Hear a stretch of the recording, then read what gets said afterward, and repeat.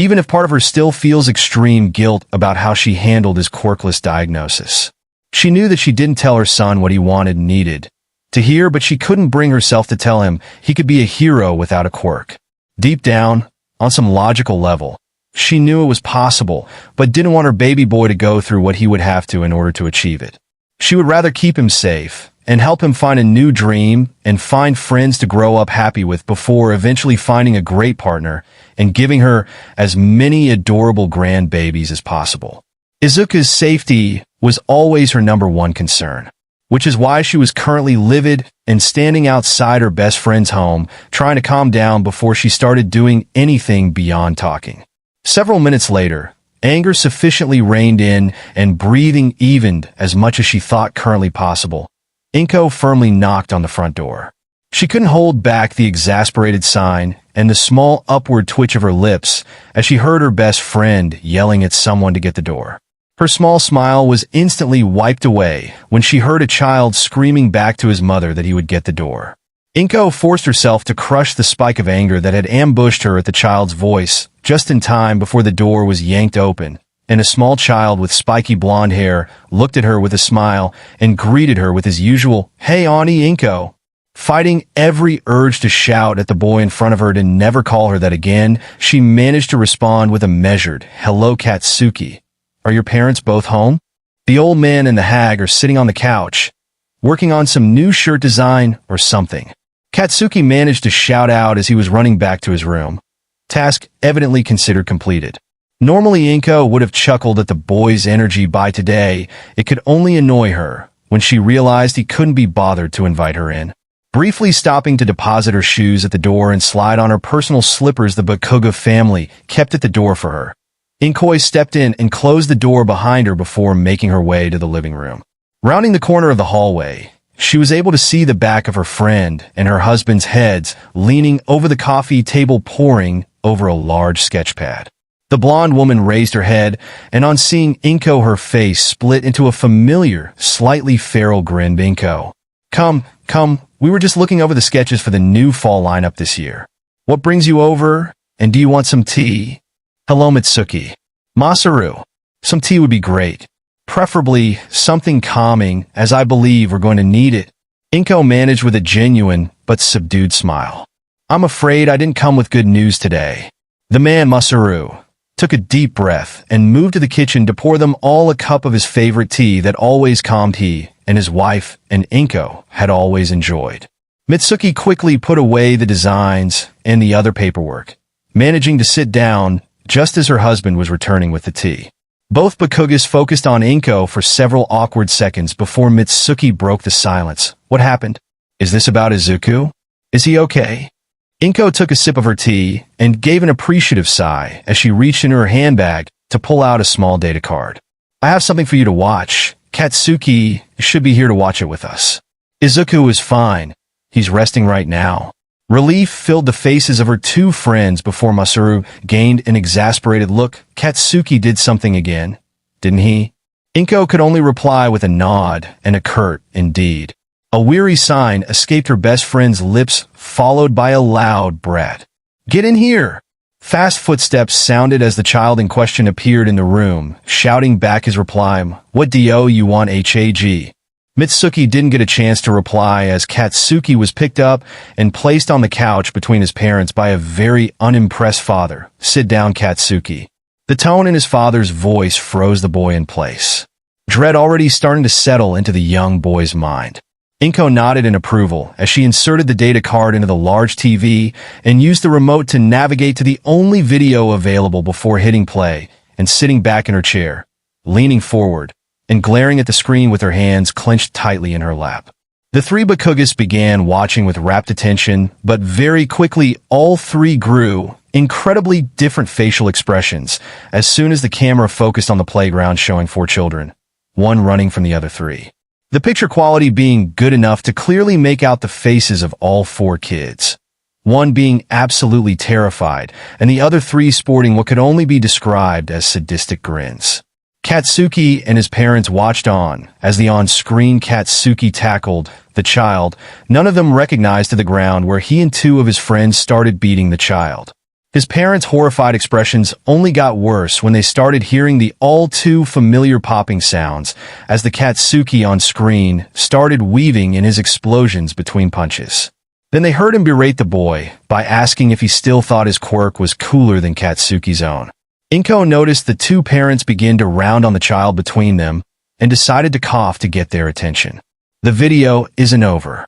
It gets worse, she muttered with a scowl deepening every second when she and everyone else noticed a boy with unruly green hair run into the frame and place himself between the two sides. "No!" Mitsuki pleaded. "Yes." Inko grumbled as the three adults watched Izuku throw his arms out to shield the fourth child from view. "Kachin, stop. You've already won. You're making him cry. Why are you being so mean? Shut up, stupid Deku. I'm showing this extra his place. He was looking down on me, saying his quirk was better than mine. Now get out of my way, so I can make sure he learns his lesson. And no, Kachin. If you don't stop, I'll have Tito stop you and myself. So the worthless Deku wants to play hero, huh? I guess we'll have to remind you of your place too. Stupid. Worthless. Quirkless. Defenseless. DQ. The three adults then watched in a combination of horror, disgust, concern, and anger as the Katsuki on screen and his two lackeys brutally beat Izuku for the next 10 minutes, screaming obscenities and insults at him the entire time. After what seemed like forever to the adults, the on-screen Katsuki got up and told his followers they were done showing this piece of shit loser his place, and they walked off screen. The video continued playing, being fast-forwarded now by roughly 2 hours before Izuku began moving again, trying in vain for several minutes to get up, looking around confused before a sad look passed over his face, and he stumbled off screen in the direction everyone present recognized as his home. "I'm leaving this copy with you. I've decided to move Izuku far away from here to try to find him a safe place to learn and grow. I just wanted to make sure you saw what Katsuki did and to tell you that he is not allowed anywhere near Izuku in the future if he can't learn to be a better person. If I catch him interacting with Izuku again before he makes significant changes, I will be speaking to the police and getting a formal restraining order. I still want to continue speaking with you too, as we always have, but it will be over the phone, and until I feel my son is safe, I won't be telling you where we live. Thank you for the tea. Goodbye." Inko stood and left the room, putting her shoes back on and leaving the Bakugos residence without looking back. 3 days later, Izuku's POV. When Izuku could feel himself starting to wake up, it was to a strange beeping sound on his left. He tried to open his eyes but found them feeling crusty, like when he slept too long and had the bits of eye gunk but all over his eyes. Reaching up to try to wipe some of the stuff away, he felt something like a plastic rope tangled on his right arm. It took some effort, but he managed to clear the crusty stuff away enough to open his eyes to see that he was in a strange room with several machines, and the plastic rope was actually a tube running from his arm to a bag of something that looked like water, hanging on what looked like a metal coat rack. Taking in more of the room, he saw a cup and a pitcher of water on the small table to his right, which seemed to remind his mouth that it was dry.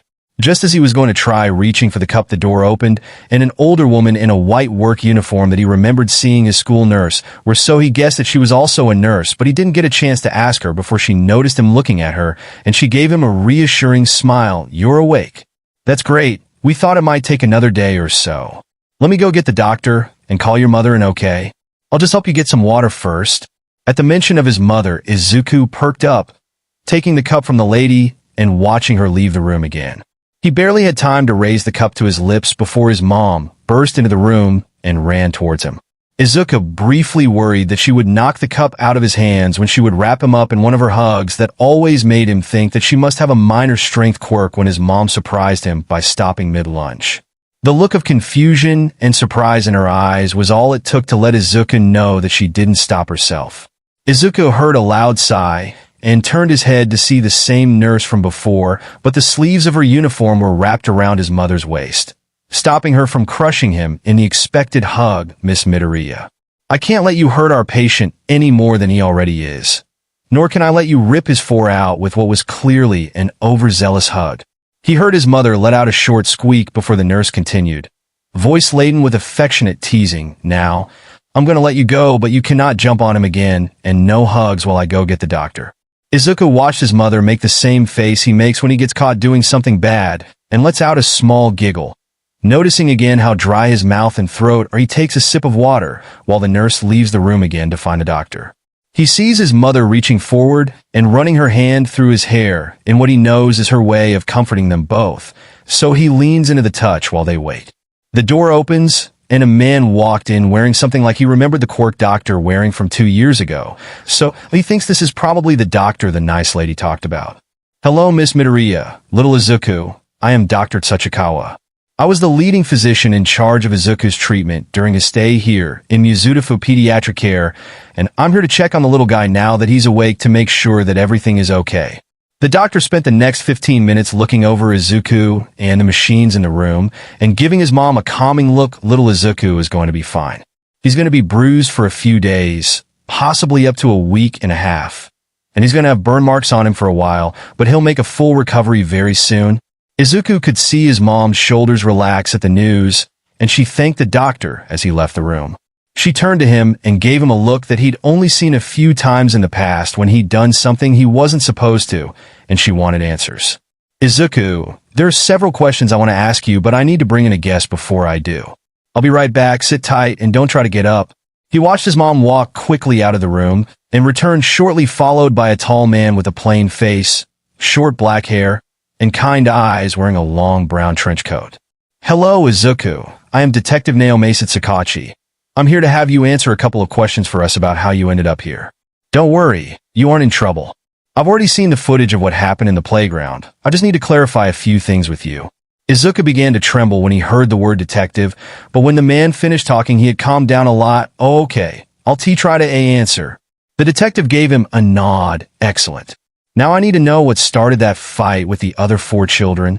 Izuku rapidly rocked his head back and forth and took a deep breath. Kachin heard Kimiterkuin say that he had the coolest Quirk in the class now, and he didn't like that, so when school let out, he chased Kimiterkuin to the playground and started hitting him. The detective nodded again. "Why do you think the little Bakugos boy reacted that way? He is always reminding people that he has the coolest Quirk in school. The teachers have always said so, and they're right. His Quirk is super cool and would be really useful as a hero." "The teacher said so?" "Yes. The teachers have always told Kachin that he's definitely going to become a top hero with his super cool flashy Quirk. That's what everyone is always telling Kachin." "Why does he call you Deku?" Izuku froze at this question for several seconds, and his head jerkily swung towards his mom, who looked him in the eye and told him to be honest with the detective. "He calls me that because it means someone who can't do anything, to remind me that I'm useless and can't do anything right." He could see his mom shaking in the chair next to his bed and watched her hands curl into tight balls. "Do your teachers know what he calls you and why?" "Everyone calls me Deku. Even the TT teachers." Now he could see the detective's eyes squint, and what he could tell was anger played across his face before he could get his expression back to what it was, but failing to stop the vein visibly throbbing on his left temple. "Your teachers tell you that you're useless?" "Everyone says that I'm a useless, quirkless freak." "Do the other kids bully you too, or is it just Bakugos?" "Kachin doesn't bully me, he's my friend." He practically screamed his last answer and was breathing heavily now, tears welling at the corner of his eyes. Just as he could tell he was going to start panicking, his mom patted his hand to get his attention. "Izuku, sweetie, Katsuki is not your friend. Friends don't treat each other the way he treats you. Friends don't hurt each other and not check on you to make sure you're okay. Katsuki is a bully, and his parents know about it now." Izuku wanted to defend Kachin again. He really did, but the look in his mom's eyes was telling him that she wouldn't listen to him try to speak up for his old friend again. So he looked back at the detective, intent on getting the rest of the questions over with. "The other kids all treat me badly. They all say mean things and hit me and use me to practice their quirks. They take my stuff and hide it or break it. They take my lunch and eat it in front of me or throw it in the trash while I watch." This time the detective didn't bother hiding his displeasure, rage, and disgust plain on his face. "Do your teachers ever stop this from happening?" "No. They ignore it or say that it's good to get practice in early for your quirk so that you can use it better when you're older." Both adults stood up with what Izuku could only see as horror on their faces, like when he watched that scary movie with Kachin that one time and had nightmares for weeks after it. His mother began to cry and ask him why he never told her, and he started crying too while trying to say that he didn't want to worry her. Detective Sakachi paced the room a few times waiting for the crying to stop, and when it finally started to die down, he handed Izuku a notebook and a pen and asked him to write down in as much detail as possible what has been done to him, and by who, paying special attention to what the teachers around him have said and done. Then he apologized and walked out of the room with his mom to ask her a few more questions. Izuku had too many thoughts and emotions going through his head right now. He didn't want to get anyone in trouble, he didn't want to cause any trouble, and he really didn't want to make his mom worry. But he was also tired of the bullying and wanted to hope that maybe things could finally be better. Eyes set in a determined glare, normally only reserved for when he is looking for new All Might merchandise, Izuku began to write. And write, providing every detail he could remember of all of the bullying he had received for the last 2 years after his quirkless diagnosis was revealed to the class by his mean teachers. I hope this changes something. Inko followed the detective out of the room, doing everything in her power to hold back the waterfall of tears threatening to pour out onto the floor in an attempt to hide her distress at the situation from her now admitted, chronically tormented son. Fists clenching hard enough to leave her knuckles white, she struggled to sort through the acts committed by the children and adults against her little boy. Special attention being paid to memorizing the names of the Targ. Former teachers who not only allowed the bullying to happen, but actually participated in the acts. She knew they would pay for this, just wasn't sure to what extent yet. So many ideas flew through her mind that she unknowingly began muttering. Not quite to the speed her son was capable of, but still not comprehensible to anyone without a quirk that could play back sounds at reduced speed. Mrs. Midoriya. Inko's head snapped to the detective and replied on reflex. Just Miss Midoriya or Inko, please. Is there anything you need from me, detective? My apologies, but yes. Once we get the notes from your son, we will need to discuss legal options unless you do not want to press charges. Inko could practically taste the tone of judgment in the last bit of what the detective said and smirked.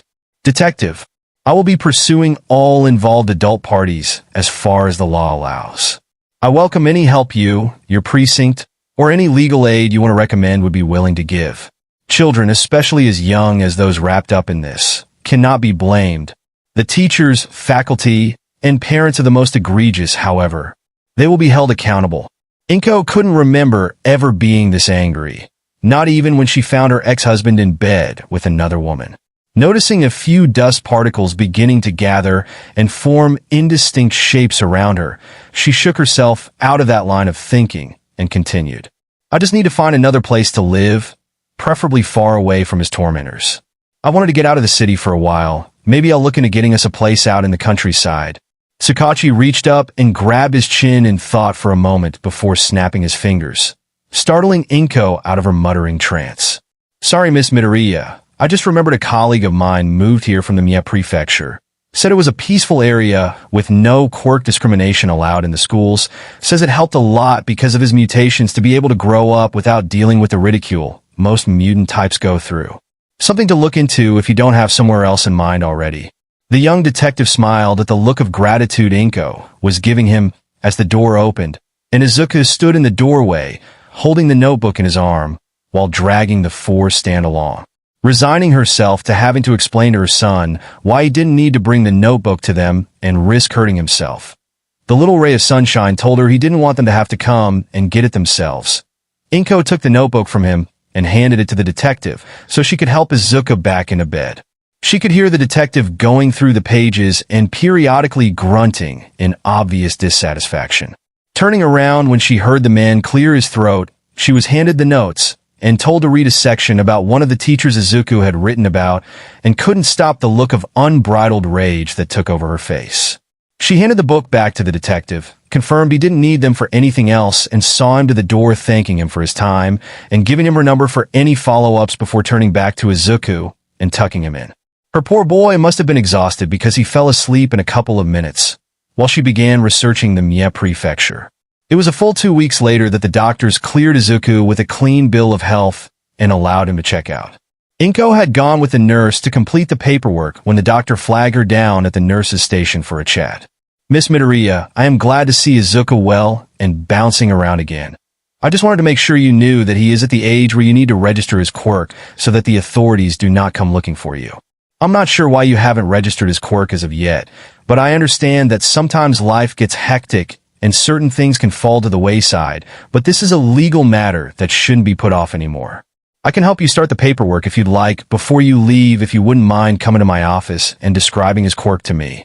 The doctor said while maintaining his professional smile, trying his hardest not to judge the young mother for leaving this for so long. Inko, on the other hand, was stuck between being confused and angry at this man for his callous remarks, and before she could rein in her temper, she lashed out screeching at the top of her lungs, "How dare you?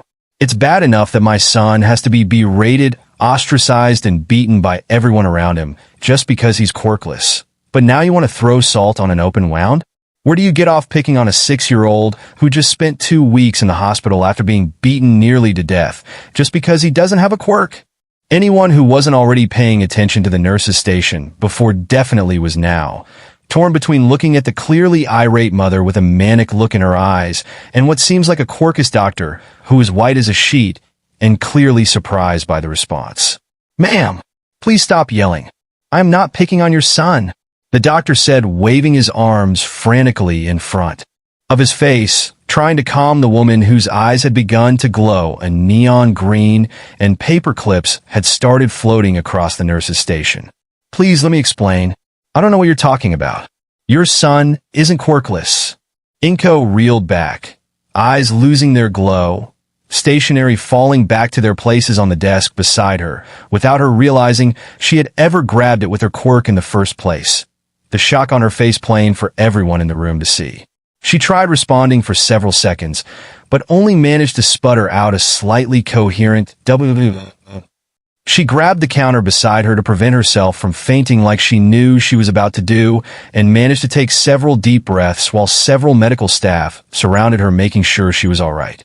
After the head nurse checked her eyes, she waved everyone off with a polite bow and looked at the doctor, standing ramrod straight with sweat pouring off of himself, and eyes clenched shut as if readying himself for her to maim him for the perceived slight against her son. Regathering herself, she moved closer to the man and lowered her voice. "Would you mind talking to me about this in a more private area? I would like more information and don't want people staring at me if I come close to fainting again," she said, watching the man's eyes shoot open with what could possibly have been the most relieved expression she'd ever seen on his face as his whole body relaxed, and he let out a breath she could tell he didn't know he was holding. "Right this way, ma'am. Let's step into my office so we can go over the details." The doctor hurriedly placated and walked her to his office before shutting the door. The doctor offered her a cup of tea, which Inko politely declined in favor of getting to the point while he shuffled around to his seat. "So, there seems to have been either a mix-up or a misdiagnosis involving your son's quirk status. Could you please explain to me what you were told, so I can try to fix this?" the doctor said while steepling his fingers and adopting what he hoped was a calm look on his definitely not panicking face while he stared at the terrifying Mons. Concerned mother sitting across his desk from him. "Our family doctor told us 2 years ago that Izuku was quirkless and showed us an x-ray wherein he pointed out the extra toe joint on Izuku's feet and said that if he had the toe joint he was quirkless and should give up hope of ever manifesting his quirk or becoming a hero, traumatizing my son for the next 2 years of his life. Since then we have heard nothing else from the doctor's office other than a notice that he had moved away from the city a few months ago and was no longer practicing medicine." Inko relayed with what the doctor could tell was an explanation she'd had to give more than once before. She sighed and continued, "Izuku has suffered so much since then. His friends in preschool, his teachers who were watching over the kids. Now in a primary school, he's getting the same treatment, but worse. Everyone around him, save for myself, has turned on him and treated him horribly. I just recently found out that the child Izuku considered his best friend, closer than a brother to him, has been physically beating him, mentally tearing him apart, and using him as quirk target practice the entire time. Now you tell me that he has a quirk. I don't know what to think about this." She began taking several calming breaths, eyes closed, almost entirely forgetting the other occupant of the room until he spoke up.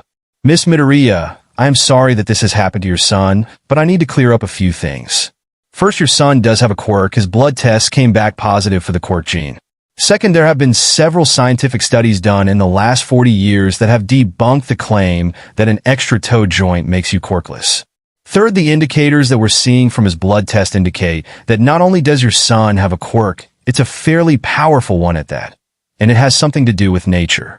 The diagnostician that works here with an analytical quirk is off on a month-long honeymoon. The man grumbled under his breath here, and Inko managed to make out the words, "lucky bastard," causing her to give a small giggle, so we haven't been able to figure out anything other than that.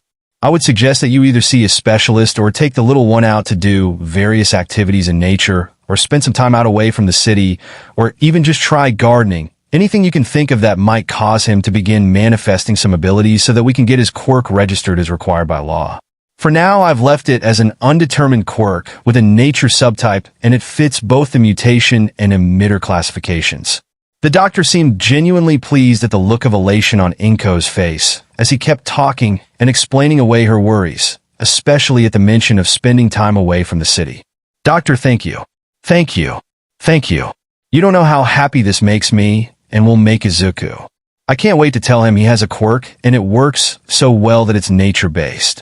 We're moving out to the countryside, and we'll be surrounded by nature, and I already plan to have a small garden for the two of us to work on together." Inko was now beside herself with joy, already moving to leave the seat and run to her son to surprise him with the news when the doctor stopped her with a clearing of his throat and a wave of his hand. She sat back down with a confused look on her face at that, and waited for him to explain himself. "Ma'am, might I suggest you not spoil the secret so quickly? It might make your son happier to discover he has a quirk on his own." He flashed a warm smile her way and adopted a conspiratorial grin as he leaned towards Inko. "After all, he's told me so much about how he likes to analyze quirks. How do you think he'll react to having the ability to analyze his own?" Inko returned his grin with one that she'd find more often than not on her best friend Mitsuki's face, and agreed with the man before making her way back out to finish the discharge paperwork and collecting Izuku in his bag. She began walking him out to the cab she had called a few minutes ago, and helped Izuku get in, and buckled up and watched his face form a look of growing confusion and curiosity before he finally turned to her and asked, "Were we not going home right away?" adding the little head tilt at the end that she and her group of mom friends had decided was illegally cute. "We are going home, sweetheart. We don't live at that apartment anymore. I've found us a new place to stay, and I can't wait to show you around." Inko poked his chubby little cheeks at this, causing him to let out a giggle that was music to her ears. The two sat and talked about anything Izuku wanted to talk about, but Inko refused to answer any questions about their new home or when he was going back to school. Eventually, the taxi pulled over at the train station, and the family of two got out, grabbed their things, and Inko led her curious son over to the ticket booth and then onto the train that they only had to wait a few minutes for. Inko sat Izuku down beside her and gave him one of his notebooks to keep him occupied while she settled into her seat to pore over more information on her phone that Detective Tsukachi had been updating her with over the course of the investigation. The two sat in relative silence, broken only by Izuku asking random people nearby about their quirks and scribbling in his notebook about any super cool quirks. Spoiler, it was all of them, until Izuku fell asleep curled up in Inko's lap.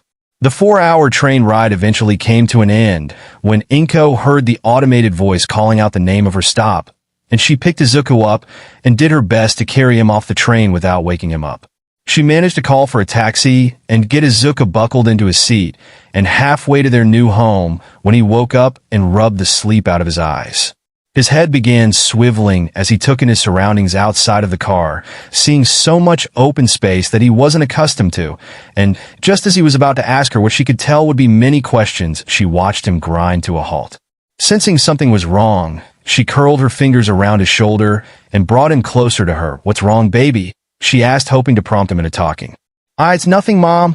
I was just wondering if it was my fault that we had to move," Izuku said while doing the best his 6-year-old body could do not to cry in the taxi. Even as young as he was, he knew how much he cried and didn't want to ruin the nice man's car. Inko had to exercise a lot of self-control to not bring both hands to her mouth and do exactly what Izuku was trying his best not to do. After a few moments to collect herself again, she responded to him in as calm and gentle a voice as she could muster. "Izuku, sweetheart, it's not your fault that we moved. You were having to deal with something that no one your age should deal with. Actually, no one of any age should have to deal with it. You were so strong, but I wish you had told me what was happening before. I could have gotten you out of that situation much sooner. You don't need to take all of the burden alone. You're my baby boy, and you are only 6. You are smart. So smart, but you don't know how things are supposed to be fixed yet. It's not your fault. And if I remember what you wrote in that notebook correctly, you have always done everything you could to do the right thing, even when it got you in trouble with everyone around you. I am proud of everything you have done, and I want you to keep doing everything you have been doing so far, but please don't hide things from me anymore. I promise you that I won't think you or your problems are a bother. You're all I have, and I won't let you suffer alone like that ever again. She punctuated the statement with the warmest hug she could give him while sitting next to each other. Luckily for the driver, they had reached their destination, and he, thankfully, wouldn't have to deal with the water damage that was about to be inflicted on his car.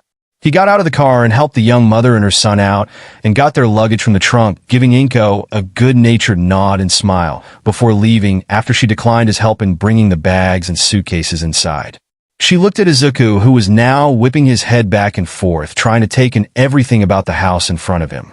All things considered, it was much larger than their apartment. The perks of the reduced housing costs in the countryside, and the large fenced and front yard which wrapped around both sides of the house, transitioning from the wooden picket fencing out front to the chest-high, for Inko, white concrete walls that led to the backyard. His eyes widened as he took in the house itself. A large white home with a covered top front porch held up by wide, sturdy pillars and framed by uninhabited planting beds just under the windows spaced out over the face of the structure. His eyes ran up, head tilting back as they continued sliding further and further up, seeing the second story and the high roof with the chimney poking up out of the left side and multiple windows that looked like they might open outwards and upwards to allow hot air to escape in the summer or be closed to let the sun warm the attic in the winter. So engrossed in what he was seeing he didn't register the look of relief that flooded Inko's face as she watched him looking over the place. Not sure what she'd do if he didn't like the house she picked out for them. She was so focused on his apparent acceptance of the new place that she didn't react instantly when he turned to her with stars in his eyes. We get to live here now. This place is so big, and we have a yard now. Can we go around back or wait? We should go inside.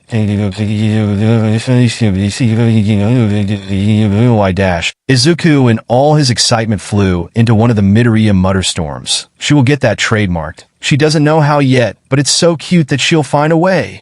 Before he could stop himself, and she let him go on until he needed to take a breath before she cut in to stop him from continuing.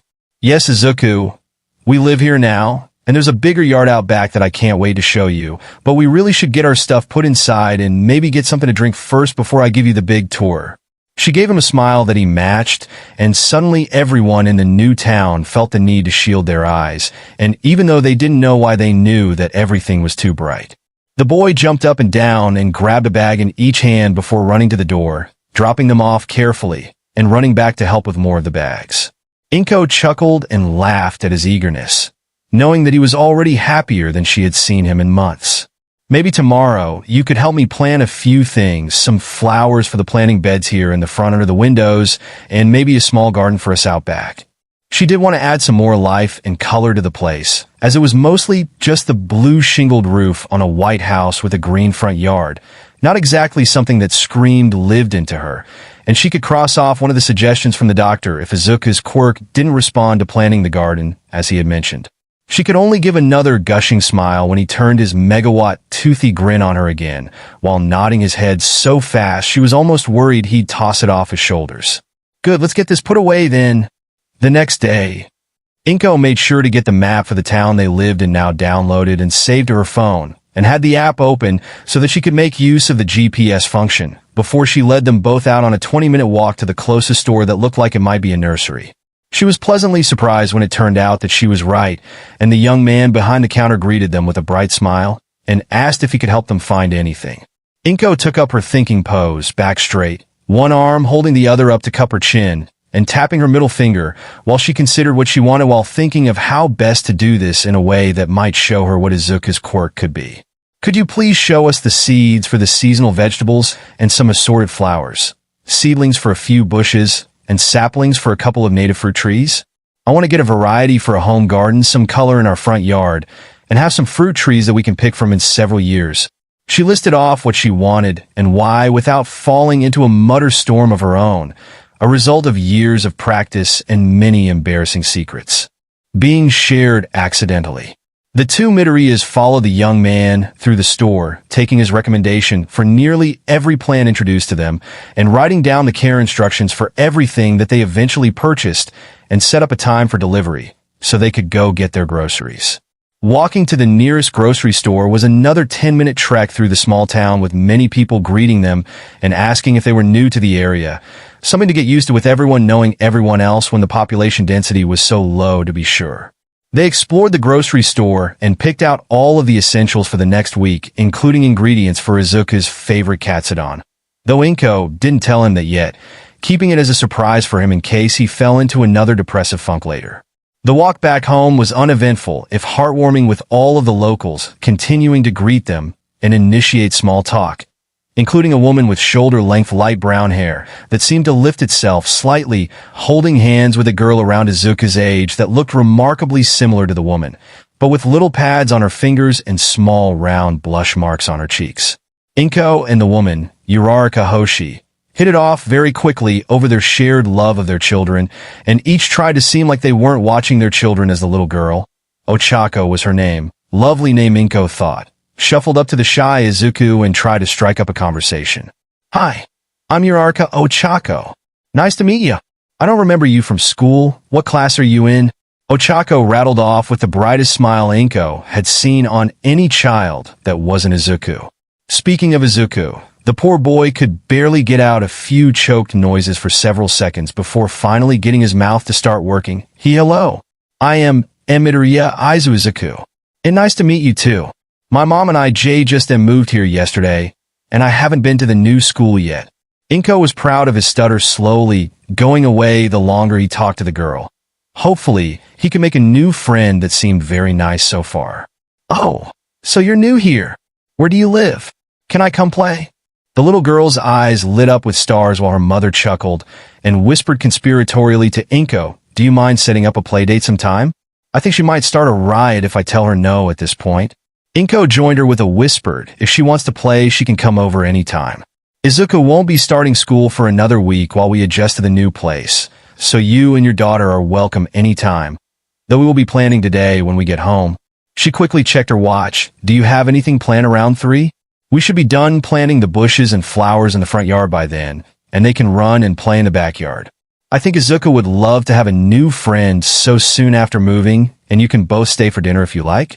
Don't tell him, but we're having katsudon. It's his favorite. If we wouldn't be a bother, I don't see a problem with that at all. My husband will be working until late anyway tonight, so it gives us something to do besides strolling around town or being cooped up in the house. Hoshi said with a gentle smile, holding out her hand for Inko to shake. Grabbing the hand she was offered, Inko returned the smile. You wouldn't be a bother at all. Izuku hasn't had a good history with his friends where we used to live, so I want him to have someone he can trust as soon as possible. Who knows, if they remain friends we might be closer in the years to come. I know I need more people my age to interact with. My best friend is currently unable to be physically present in our lives, so I'd like some time to chat and maybe get to know you. I think we can work something out. We seem to be heading in the same direction. Shall we follow you home so that we know where to go when 3 o'clock rolls around? Hoshi says as she starts walking again, making sure to clasp her daughter's hand in hers while the children were still talking. Sure thing, we're not too terribly far away now. Just a few more minutes down the road, Inko said as she took Izuku's hand in hers and started walking with, hopefully, the new family friends. Soon after, the 4 of them arrived at the new household, and the Urarakas bid farewell until the afternoon, with both Midoriyas waving goodbye and Izuku shouting that he would see them later. Inko asked for Izuku's help with the groceries quickly before the plants arrived. The two made quick work of the groceries, Inko still hiding the fact that she picked up everything for katsudon, when they heard a loud horn blaring in the road out front. The two of them hurried out to help unload the truck, and the driver was nice enough to help move the bushes and saplings to where they needed them, since they were the heaviest of what was purchased. Inko made sure Izuku gave a sincere thank you to the nice man, and once he'd left they stared at the pots of bushes and bags of mulch and fertilizer, both ready to work hard and get the front yard planted as soon as possible so that they'd have more time with the new possible friends. Inko tried to be as subtle as possible in ensuring that Izuku had a hand in planting everything, from the large pots of camellia to the comparatively tiny dwarf barberry shrubs to the hopefully vibrant flower seeds that were planted based on color patterns that Inko thought might be tasteful. She wanted something to break up the monotony of greens and whites. Not a tacky color explosion more fit for a glitter factory floor, thank you very much. She kept a close eye on Izuku as he struggled to help her lower the bushes into place and pack them back in with topsoil mixed with fertilizer and topped with what was apparently cedar mulch. Neither of them knowing if that meant anything, and meticulously placing each seed where she had marked and carefully filling those in while she read off the instructions for each one for optimal growing conditions starting from seed. All in all, they worked and planned, and occasionally had to move a bush around after realizing what flowers should be popping up where. But near 2:30 they finished, and Inko sent him in to wash up quickly so that he wouldn't be covered in dirt when his new friend arrived. She herself stepping into the shower quickly as soon as he left the bathroom, deciding to take a proper bath later in the evening. She got redressed and started making snacks and tea when she heard knocking at the door. Before she could say anything, Izuku had zoomed to the door and opened it with as much energy as a 6-year-old could muster, which even after spending 4 hours planting a garden was still quite a lot, narrowly avoiding slamming the door into the wall behind it and squealing out greetings to the guests. Inko watched fondly as he told Mrs. Uraraka where to find her and grabbed little Ochako's hand to direct her to the backyard to play. Hoshi too caught up in the fluffy atmosphere to interrupt before moving to the dining room with Inko to watch the children through the large window by the table. He sure has a lot of energy left in him. Did you have the nursery plant everything, or is he just that hyper-normally? Ochako has always been energetic, but this might be the first time another child is keeping up with her. Hoshi said while watching the two run around laughing joyfully, displaying an innocence that only children could. He's always been like this. Back when the teachers were still telling me what was going on, they'd always comment on how he was almost always the last to settle down for a nap and kept the other kids on their toes whenever they played outside for recess. I don't know where he gets it from, to be honest. I was never that active as a child, and from what his father told me, neither was he. Inko said after taking a sip of her favorite comfort tea. The mother sat in comfortable silence for several minutes, just watching the kids until they finished the first cups of tea each when Inko asked for Hoshi's opinion on the arrangement out front, both stepping back out the front door and trusting the kids to stick to the backyard and stay safe for a couple of minutes without them. The step through the cobble and slate path towards the front gate to take a better look while Inko held out the map they'd plotted with each different type of flower and shrub and was so engrossed in fiddling with it that she didn't hear when Hoshi gasped beside her. She definitely felt the tap to her shoulder afterwards, though. I don't think you're going to need the map to tell me where everything is, Inko, Hoshi commented while staring ahead and leaving her mouth wide open. Inko gave an inquisitive hum while turning back to see what she meant.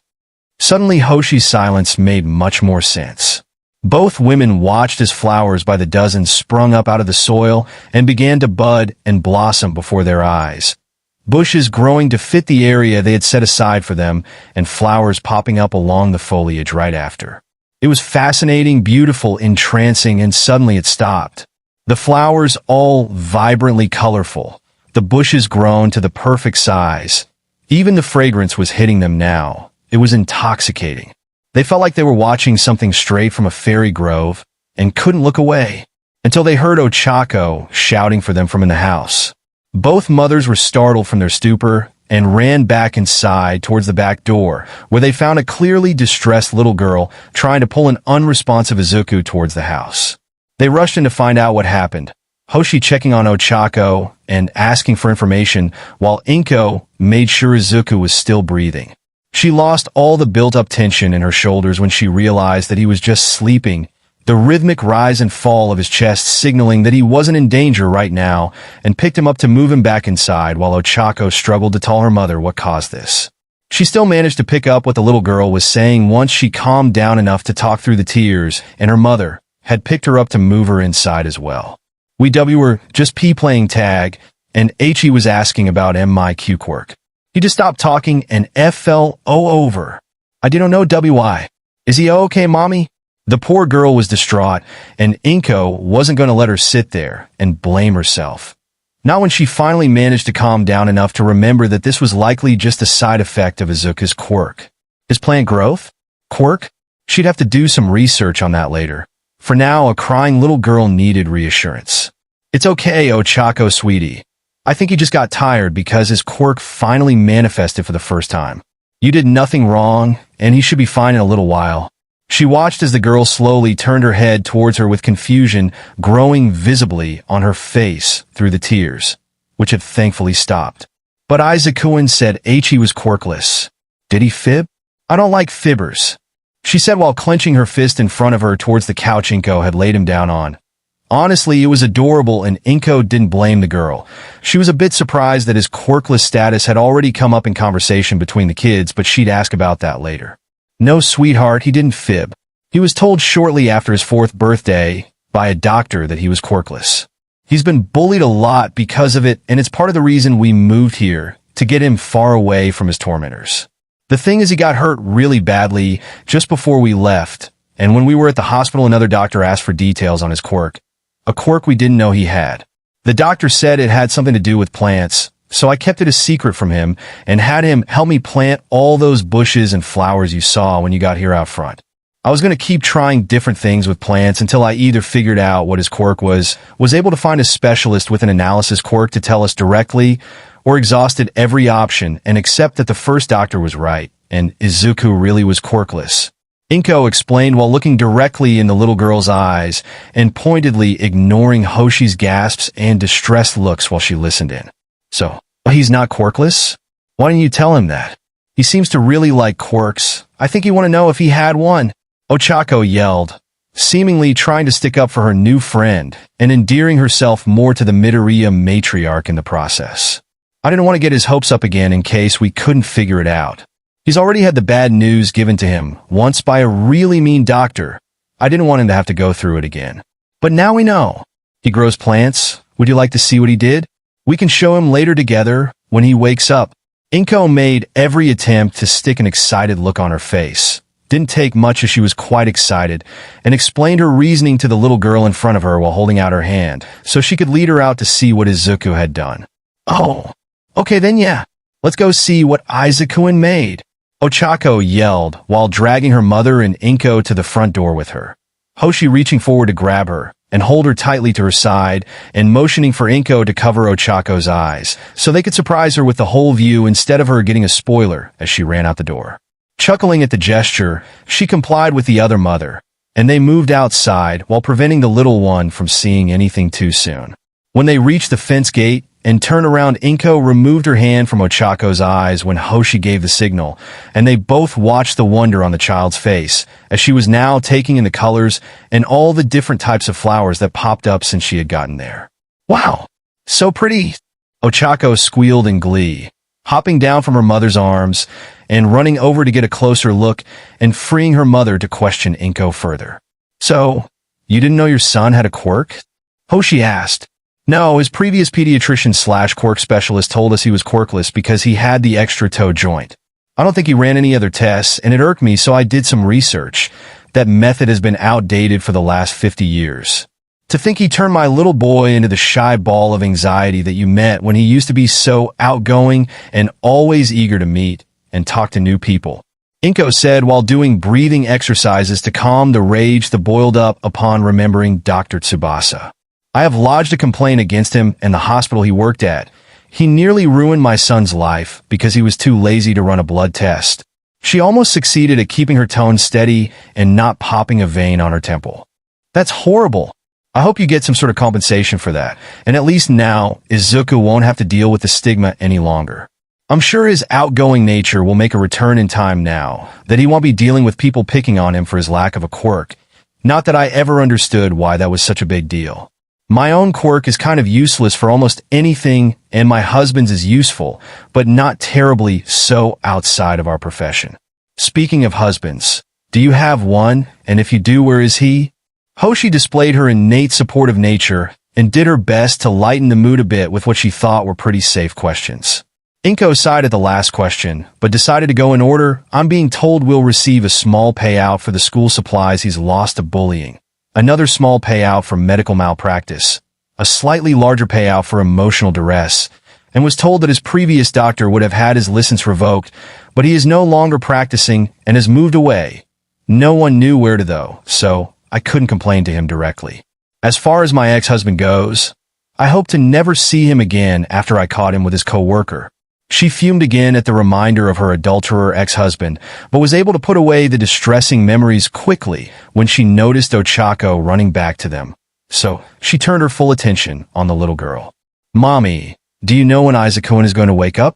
It doesn't feel fair that he hasn't gotten to see what he made yet, Ochako said in a raised voice while bouncing up and down and a small pout on her face. Apparently her raised voice was just loud enough to rouse a certain sleepy boy who staggered into view holding the door frame for support and looking at them with bleary eyes, clearly not quite awake yet. Ochako noticed him and shouted his name while she ran over to help him outside to see what he did. It might be that he was still not awake enough to process anything Ochako was saying to him just yet, but he allowed her to help him drag his feet over to the two adults until he got close enough for Inko to pick him up and turn him away from the plants quickly, wanting to surprise him when he finally became awake enough to realize what was going on around him. Izuku, sweetie, you in there yet? Inko couldn't hold back her chuckle at the clearly still mostly asleep boy in her arms struggling to get a grasp on the land of the living again. His quirk really did a number on him. We need to figure out how exactly it affected him later. Time to watch something that should have happened 2 years ago. Inko pumped herself up mentally and emotionally for this one. Are you following me here, sweetie? Nod once if you can hear me. A slow nod from her baby boy signaled that while tired he was indeed listening to her, and she took a deep breath. Izuku, do you remember Dr. Tsubasa? An instant frown followed almost immediately by a grimace answered that question. Do you remember how he told you that you were quirkless? Tears started flowing while his face morphed into a pained expression that she never wanted to see on her son's face again, and she was sure this was going to be a big step in that direction. Izuku. He lied. The tears didn't stop altogether, but they did slow down to a crawl while his expression turned from dejected sadness to inquisitive curiosity, still marred by a sense of depression and exhaustion. He told us that you didn't have a quirk based on an extra toe joint. Izuku nodded to show he remembered. That test was disproved 50 years ago. His eyes widened to nearly comical proportions at this, but he couldn't get actual words past his lips, just stuttered muttering so far. I'm going to show you something, all right? I just wanted to make sure you were ready beforehand, sweetheart. Inko said, watching as he gave a nearly imperceptible nod, while still making incomprehensible noises with mostly unfocused eyes. She sighed and thought to herself, this is probably the best I'm going to get for the next hour. Oh well, I've waited long enough for this, and I know he is too, before slowly turning around, making sure Izuku's gaze was pointed straight forward to see the freshly planted front yard that he himself helped put together over the last few hours. The effect was nearly instantaneous. His face froze up entirely. She was honestly a little worried because she noticed he had stopped breathing, so she bounced him once softly to reboot his system, so to speak. He took a deep breath, mouth left hanging open for several seconds before she reached up to close it for him, which he invalidated shortly after by letting it fall open again. She then watched in exasperation when he reached for his thigh and pinched himself. Wincing painfully, he could have just given himself a light pinch before his face reflected the realization his mind must be going through right then. He probably just proved to himself that he was awake, which means 5, 4, 3, 2. Well, what? What? How? I don't know how much A about plants B, but they don't grow T that fast, alright. Izuku, of course, went through his checklist starting with blaming his own lack of knowledge. A smart thing to start with. It reminded Inko just how intelligent he was despite his age. Is T this the Q quirk of one of the P people from the place we B bought these from? Step 2. Blaming someone else. B, but then H, how did it and not T take effect on until now? Step 3. Removing inconsistencies. B, but your quirk is M moving S small T things. Oh, that one wasn't expected. Repeating steps 2 and 3 again.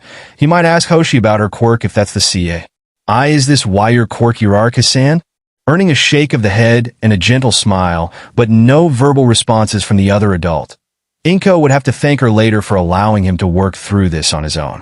B-Bud Ochako-chan S said her quirk W is 0G gravity. S so much that M means.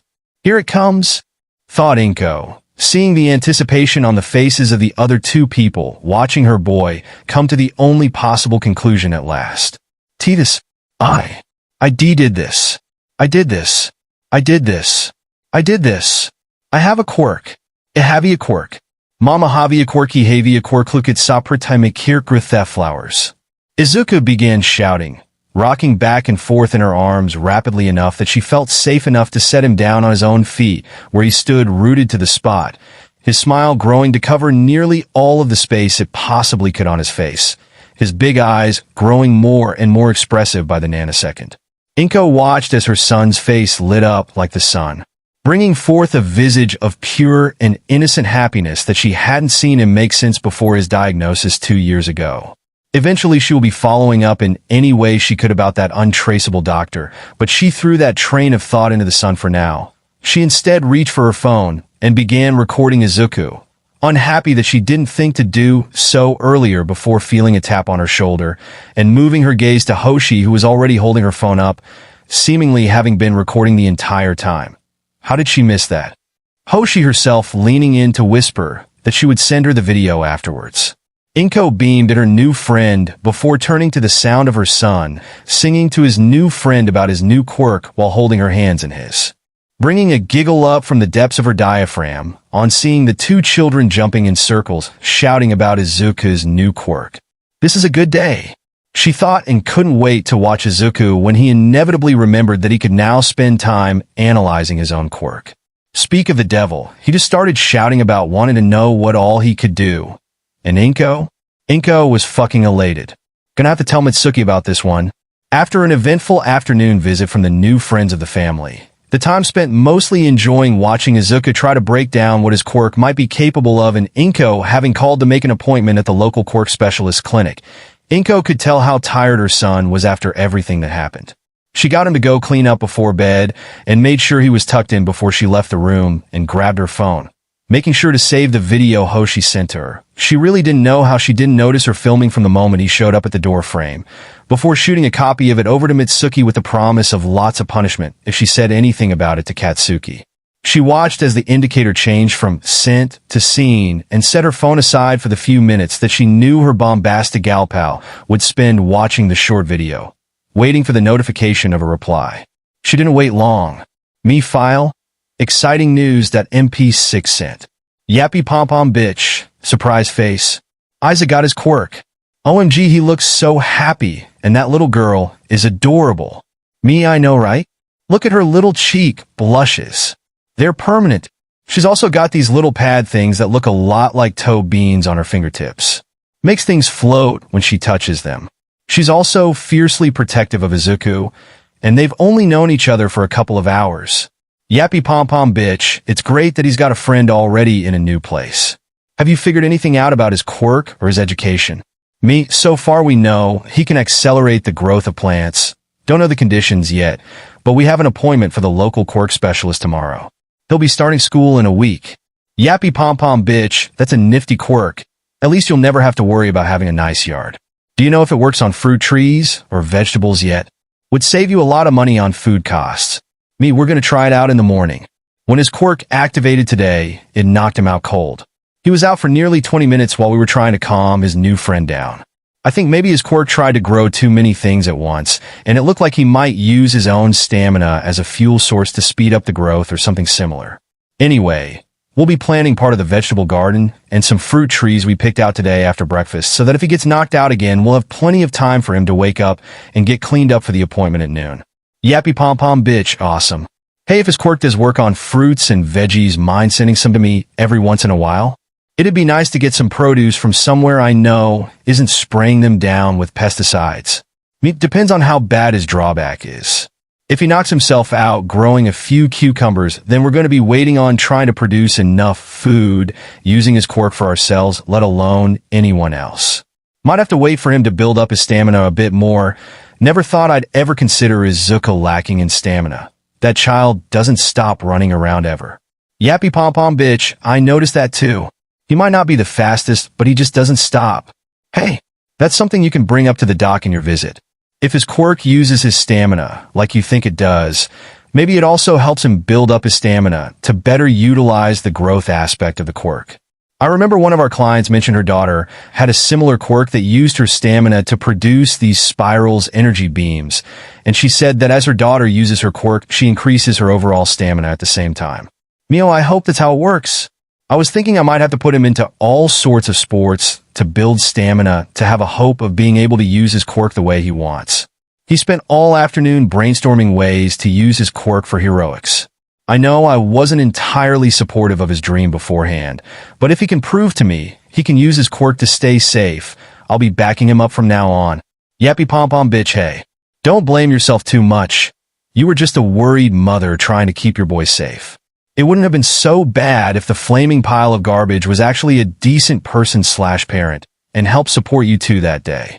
Anyway, keep me posted with updates on I's new quirk. I'm gonna head off to watch a show with Masaru, since it's quiet in the house now that the brat isn't screaming every 10 seconds. Anger management and therapy have been so good even for the short time he's been forced to take them. Me, he's actually sitting through them? Color me surprised. Yappy pom-pom bitch. Well, the first couple sessions he was insufferable, but by the fourth time his therapist managed to break through his thick skull that he was being the opposite of heroic. He has been mellowing out now that we got him to understand that if he had wanted to, he'd never have been allowed to pursue the career he wants because of everything he's done so far. Me, I'll be honest. I wanted to. I really wanted to. That's not even the worst thing I wanted to do to him when I first read everything he's said and done to Izuku since he was diagnosed quirkless. I won't go into details, but you are perfectly aware of how scarily broad the term small objects is at this point. I never physically hurt Katsuki, but the thought did cross my mind. Yappy pom-pom bitch, thanks for that. I'd like to fix my boy up and not have him turn into whatever would be left over after you got to him. Anyway, the show is starting. I'll talk to you later, okay? Me go spend time with that saint of a husband of yours. Still haven't figured out how he has the patience to deal with you and Katsuki. Yappy pom-pom bitch, har har, very funny. He's amazing though. Waving emoji. Me, waving emoji. Setting her phone aside, Inko checked the time, stretched, and got up to prepare some food for the next day. Katsudon was nice every once in a while, and Izuku loved it dearly, but you needed more than pork cutlets over rice for a complete diet, something Izuku would probably deny with every fiber of his being. Once she had finished up in the kitchen, she decided to head to bed to get an earlier start in the morning. She too was full to bursting at the seams with curiosity as to what Izuku's quirk was capable of, and wanted to get to work helping him figure it out. The next day, Izuku's first coherent thought today was a simple one. Something smells good. Moving more on instinct than anything else, the boy appeared in front of his mother as she was putting the finishing touches on breakfast. A lot of breakfast. Mom, Izuku said, looking at the sheer volume of food on the table. Why is there so much food? Were you expecting someone over for breakfast? Inko chuckled at that. No, sweetie. The food is mostly for you. Izuku balked at that. I know it looks like a lot, but you're Ani Mitsuki and I got a talking last night. And we had an idea that your quirk might use your own stamina as fuel.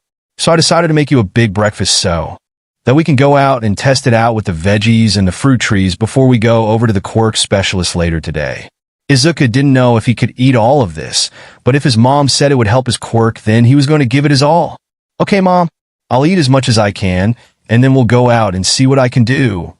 He then proceeded to eat far too fast and required the help of his mother to clear his windpipe several times. He wouldn't tell her how many times he felt like throwing up either, but he did manage to cram everything she gave him down his throat.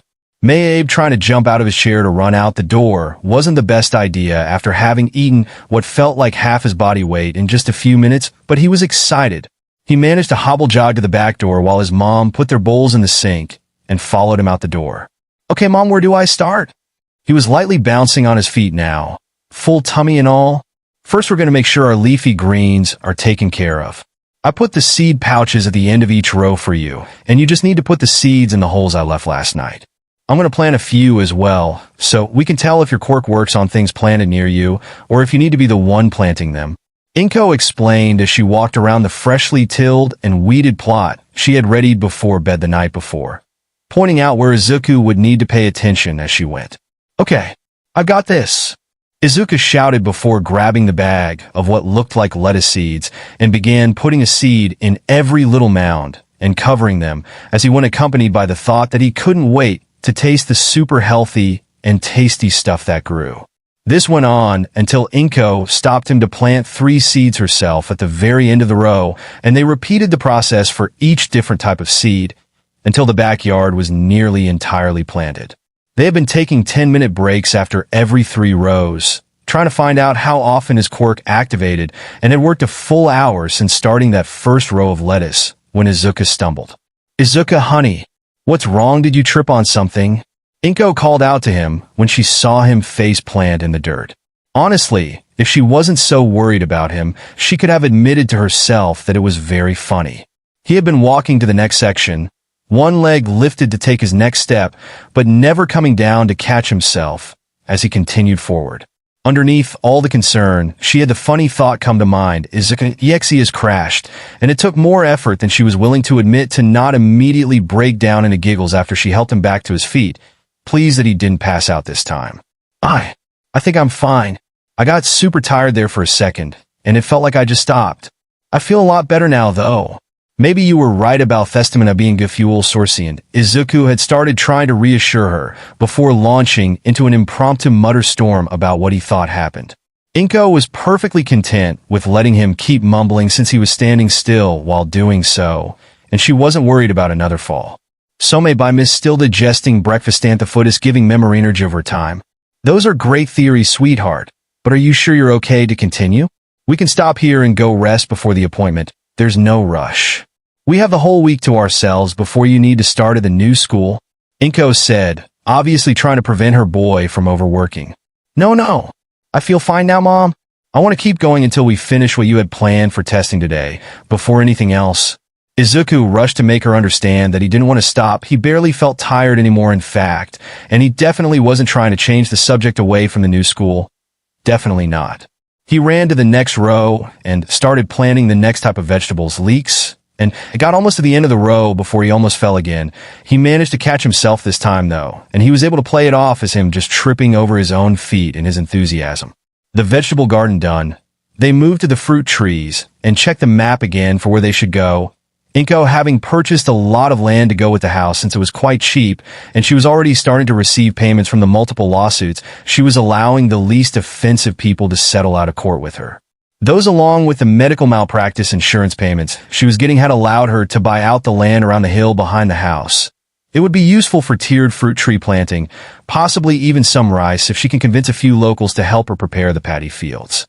It didn't take long before they'd finished planting the saplings and were back to the chairs set up outside the back door, relaxing for a few minutes and admiring their handiwork.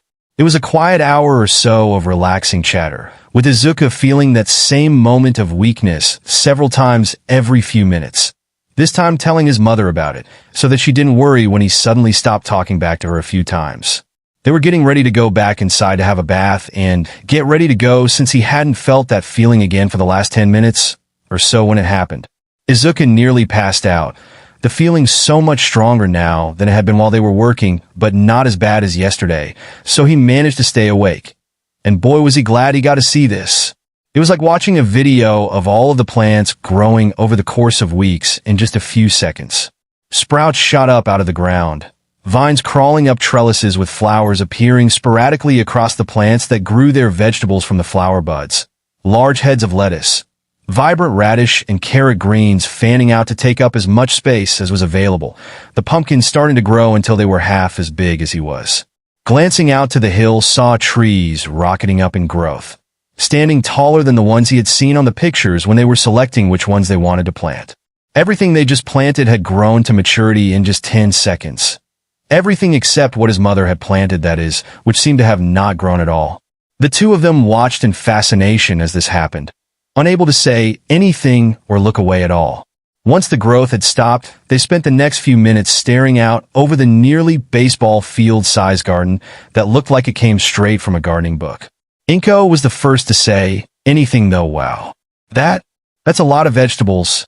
Inko then started giggling before she shook her head and whipped around to make sure Izuku was all right, fearing he may have been knocked out again like yesterday, but finding him staring out at the field with an awestruck look on his little face that made her want to pinch his cheeks and film the whole thing. She forgot to film this. Izuku seemed to snap out of his trance and tried to stand up from his lawn chair, but was having a lot of trouble getting his legs to hold him up. Simply too tired now to do much, but unwilling to continue laying back in the admittedly comfy chair when he could be checking out the new plants he just grew with his quirk. He wondered if he'd ever stop feeling so happy about having a quirk of his own. Probably not, but now is definitely not the time to dwell on that happy thought. "Mom, can you help me up? I want to go see the plants up close," he asked, caught between worrying about the obvious trouble he was having with the simple act of getting up out of the chair, exasperation that he wouldn't just sit still and recover a bit, and her own intense curiosity. Inko picked him up and moved the two of them down the rows, stopping to check each plant at the ends of their rows to inspect for problems, and finding none as they kept going, eventually ending up on the hill in front of a large apple tree, its limbs covered in vibrant green leaves and large shiny red apples. Inko picked one and rubbed it on a clean section of her shirt before taking a bite, much to his dismay as he wanted to try it first. His internal complaints stopped as he felt her freeze up mid-chew. Then he watched her eyes as they began to sparkle, and she continued at a much faster pace until swallowing her first bite. Amazing! It was all she could think to say, and yet it did absolutely no justice to what she had just eaten. She wasn't even paying attention to the apple anymore, as she was trying to come up with a way to describe how good that apple was. In her brief period of lacking awareness, Izuku grabbed the apple from her hand and took his own bite. Izuku knew he was young, knew he hadn't experienced all that much in his short life, knew there were varieties of even his favorite types of food that he'd yet to try. He also knew now, beyond a shadow of a doubt, that nothing he had ever eaten could come close to how tasty this apple was. Inko, having noticed Izuku had taken the apple from her, reached up for another one and cleaned it off before joining her son in devouring the best piece of fruit she'd ever tried. They both finished their apples at the same time, each holding a core that they couldn't get any more delicious fruit flesh from when they looked into each other's eyes, each of their heads creaking comically to look back up at the tree and all of the dozens of apples hanging from its branches. "We tell no one," they both said at the same time, causing each other to break down into uncontrollable laughter for several minutes. Inko managing to collect herself and checked her phone for the time, nodding in satisfaction before addressing her son. "Izuku, it's already almost 10. We need to get cleaned up. Your appointment is in a little over 2 hours and we're sweaty and dirty. Let's go so we can rest for a bit before we need to leave." Izuku nodded, feeling a lot more energetic now that he'd rested a bit after everything had finished growing and having enjoyed that, in his opinion, magical apple. "Sure thing, Mom. I can't wait to try more of the fruits and vegetables when we get back. If the apple was that good, just think of how good everything else is going to be." The two made their way back inside, preparing for the appointment, and headed out with enough time to be 20 minutes early to the clinic. Wanted to make a good impression and hoping to have enough time to fill out any paperwork they needed to do as new clients. They once again felt the welcoming atmosphere with everyone greeting them and only a few asking why he wasn't in school, most realizing they were new in town and assuming correctly that he hadn't started school yet. It was a good half-hour walk to get there, neither feeling any fatigue from the trip and just content to enjoy the sights when they found the building in question. "Here it is, Mikumi Quirk Clinic. We made good time a whole 5 minutes earlier than I had planned for us to get here," Inko said when they got close enough to read the sign. They walked in, Izuku having held the door open for her like the gentleman he was, and strolled up to the reception desk, picking up the clipboard offered to them and finding a seat to fill everything out and wait for the doctor to call them in. The paperwork was just basic medical information and family quirk history, Inko absently filling in the blanks while Izuku examined the room. It didn't take too long to finish filling out the forms, and only a couple of minutes after that before they heard someone call their names. They followed the receptionist down the hall to a door with a placard on it indicating a Dr. Akatani Mikumi, where they were let in, the door closing behind them. "Ah, you must be the Midoriyas. Welcome, welcome. I was very interested in your file when they got sent over from Yazuda for General.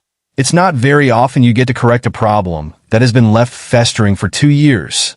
I can't wait to get this all figured out with you both."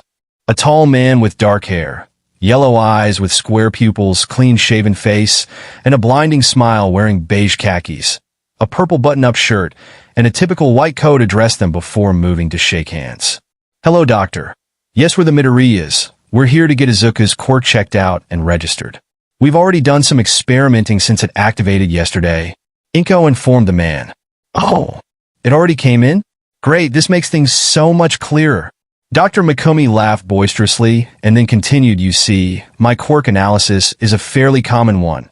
It allows me to analyze the quirks of anyone I touch. The downside being it doesn't give much information at all for an inactive quirk. And even for an active quirk factor, I only get basic information if I don't see it being used in front of me.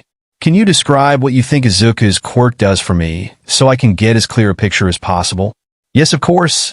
When we were checking out of the hospital, the doctor in charge of Izuku's recovery mentioned that Izuku's quirk was nature-related, so he suggested we go out and do things like taking long walks in the park, or hiking through the woods, or what we tried first after moving here, planting a garden. We planted flowers and bushes yesterday in the front yard, and within a short period of time, they all grew to maturity. But when they first started their explosive growth, Izuku passed out while playing in the backyard. So, working on the assumption that his quirk uses his own stamina as a fuel source, I gave him a big breakfast today, and we went to work planting the fruit trees and the vegetables in the backyard. We would plant 3 rows, then take a 10-minute break. I was hoping to give him time to rest in the hopes of it lessening the effects of what I assumed to be a stamina drain. About an hour into the process, he started getting tired briefly every few minutes, but seemed to be just fine, and we didn't notice anything going on with what had already been planted yet. So we continued until we got everything we had planned for the day done, including the trees, still taking the 10-minute breaks, and Izuku still feeling the draining effect every once in a while. When done, we went to relax on some lawn chairs for a little over an hour when he almost passed out again, and we got to watch all of the things we'd planted grow in super speed.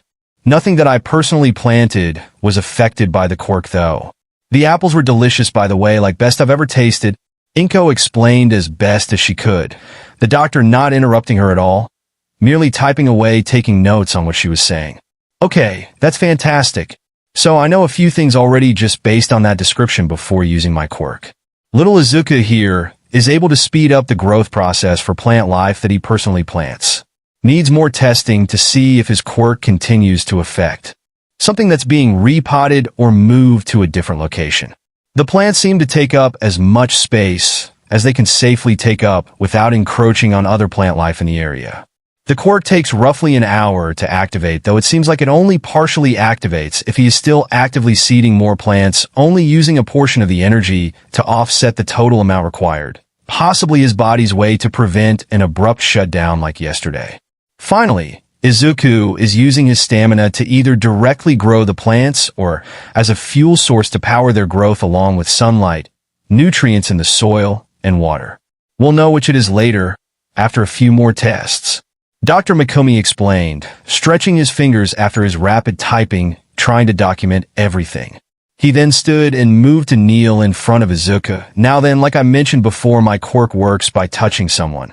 So with your permission, I'll hold your hand for a moment while I get a reading from my quirk to hopefully clear a few things up and get some more information." Then he waited for a response. Izuku was actually surprised he waited for a response before he used his quirk on him. None of the adults he was used to ever asked before using their quirks on him. None of the children did either, though. He looked up into the startled eyes of the doctor and the already watering eyes of his mother, before realizing, "Oh, I mumbled that, didn't I?" The 2 adults nodded their heads as sorry. "I am trying to stop doing that. You can use your quirk, though. I know you're in, not try to hurt me." Okay. Now the doctor was on board with whatever this child's mother needed from him to help this kid. No one should have to go through whatever he did, especially not at his age. Thoughts of homicide aside, he reached for Izuku's hand and activated his quirk. Then he got some information he wasn't expecting. "Okay, good news and strange news. Which would you like first, Izuku?" he asked with a perplexed but manic grin plastered on his face. "Jiga, I really want some good news," came the reply after a moment to consider. "Alrighty then. So, we got most of our guesses right. Your quirk is the ability to grow plants to meet your needs when you planted them. You are able to generate your own seeds too. Might eat up a bit of extra stamina, but you can Just be careful when you're making seeds or growing large numbers of plants, especially right now when you've just started using your quirk. You might use up too much stamina, and then you need to go back to the hospital, and I don't think you want that now, do you? Dr. Mikomi said with a softer smile now that he had more information on the quirk and knew what to mention next. And no, I don't want Mom to worry about me. I'll be super careful. So, if I can grow plants, does that mean I can control them too? That would be so cool. I heard about a woman whose hair was made of grapevines, and she used them to help build shelters for wildlife and assist heroes with rescue and relief work. Could I do something similar? Izuku said, enthusiasm growing the longer he spoke. I'm not sure how much control you have over the plants after they're grown. At the very least, my quirk didn't mention anything about controlling them after planting them. Izuku's excitement cooled slightly at that. I'm not saying it's not possible, just that my quirk said nothing about it. And it was back and climbing again.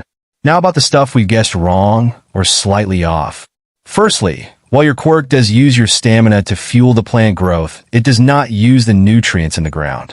You might be the most eco-friendly plant quirk user on the planet, little guy. Izukuzmile.exe has expanded in volume. Please install more space on face to display in entirety. Too bright, thought the doctor. Next, you seem to be able to pick and choose if your quirk activates after exactly 1 hour or just whenever you have downtime or are resting. Say you wanted to plant a new flower but didn't have anything else to plant afterwards. You have the ability to speed up its growth instantly as long as you're not still planting more. Dr. Mikomi said, enjoying the expression on Izuku's face while he took in the new information, clearly already wondering how he could work with that. Finally, the stamina use. You convert your stamina to energy for the quirk to utilize, but your quirk also helps you build up your maximum stamina reserves over time. By digesting food, your body takes in whatever it needs to function and grow, but instead of getting rid of the rest as waste, you instead convert it all to energy, which your quirk uses to nourish your body to build you up over time. Kind of like the stockpile type quirks, just not as versatile. Overall, when you use your quirk, you're training your body to be able to use your quirk better in the future. You're like a perpetual motion machine for stamina building. Whoa, that's so cool. That means I'll get tired way slower, right? So I can work longer without having to worry about falling asleep in the middle of a job?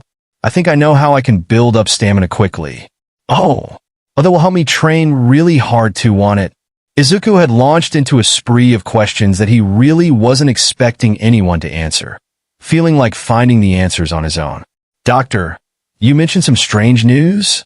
Inko interjected, hoping to bring Izuku back to the relevant topic, which worked as he was now laser-focused on the doctor again. Ah yes.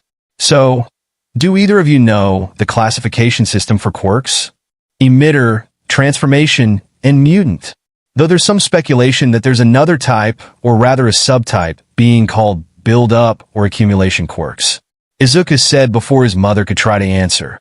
Not that she would, as she knew he probably knew more about quirks than 90% of the general public. Exactly. So, normally when a person develops a quirk, they fall into one of these categories. Sometimes they might have secondary mutations that help deal with the drawbacks of their quirks. Like one of my colleagues mentioned, he found a child with an acid quirk that turned their skin a different color as a byproduct of raising the skin's resistance to acids. Sometimes you have secondary mutations based on genetics. Like another of my colleagues is a patient who's got the head of a bird, but their quirk has nothing to do with their appearance or birds in general.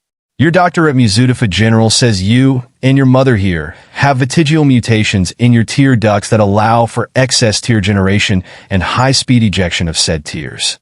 All of these are secondary or tertiary in nature and have little if anything to do with the original quirk, which means almost all quirks fall into one of those three categories. The doctor paused to make sure both Midoriyas were following what he was saying. Yours, however, is one of the very few we have on record that occupy two of these categories at once. His patient and the young mother across the desk from him, now that he had sat back down, were staring at him in shock. The accelerated growth portion of your quirk is obviously in the emitter category. The stamina build-up portion is part of a mutation. You basically have a core in your body right around your diaphragm that does all the nutrient processing I mentioned before. This would normally be considered a secondary mutation, but in your case, that mutation is vital to the use and growth of your quirk. so it's considered a primary. A tribute. The boy and his mother were still processing the information he gave them when he tilted his head to the side. Oh, and I almost forgot. The emitter portion of your quirk has 2 outlets. I just don't know what the other one is yet. All information now gathered. The Midoriyas bowed to Dr. Mikumi and thanked him for his time by giving him a basket of apples they had picked before leaving. Izuku bouncing ahead of his mother while she was on the phone asking if Hoshi and her family wanted to try the new produce, and receiving a yes in response, they hurried home to prepare. The lunch and dinner that night with the Uraraka family, including the husband Taiyu, was quite enjoyable. Everything that came from the garden was very well received, and the suggestion was made to try selling the produce. After the Urarakas left, and as Izuku was going to bed, he noticed his mother on her phone muttering about sales permits. The next day saw Izuku and Ochako playing on the hill behind the house under the watchful eye of Hoshi, while Inko went into town to get a permit to sell her produce. When she returned, she asked for help uprooting all of the vegetables so that they could be planted more efficiently for easier picking, promising a hearty lunch for everyone at the end of it all.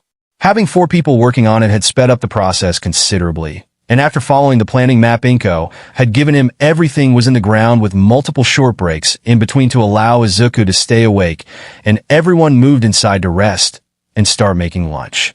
There was so much produce they could pick from, and the kids were sitting in the living room with a plate of assorted fruit in front of them, enjoying the huge variety they had access to. Izuku felt the big power drain again roughly an hour after the last seed was planted, and was given lunch right after experiencing it. Mostly mitigating the tiredness he was struck by, but the kids still fell asleep against each other on the couch, tuckered out until dinner time when Taiyu joined them again. Inko's POV. It was nerve-wracking the next day when she got up bright and early to help the people she hired to load up the truck she rented to take produce over to the stall she got permission to set up yesterday in the market square. Everything was crated up and packing in tight, though just as Izuku was waking up to join his mother in town. She would never admit to it, but she was hoping to make use of his cuteness to help pull in customers.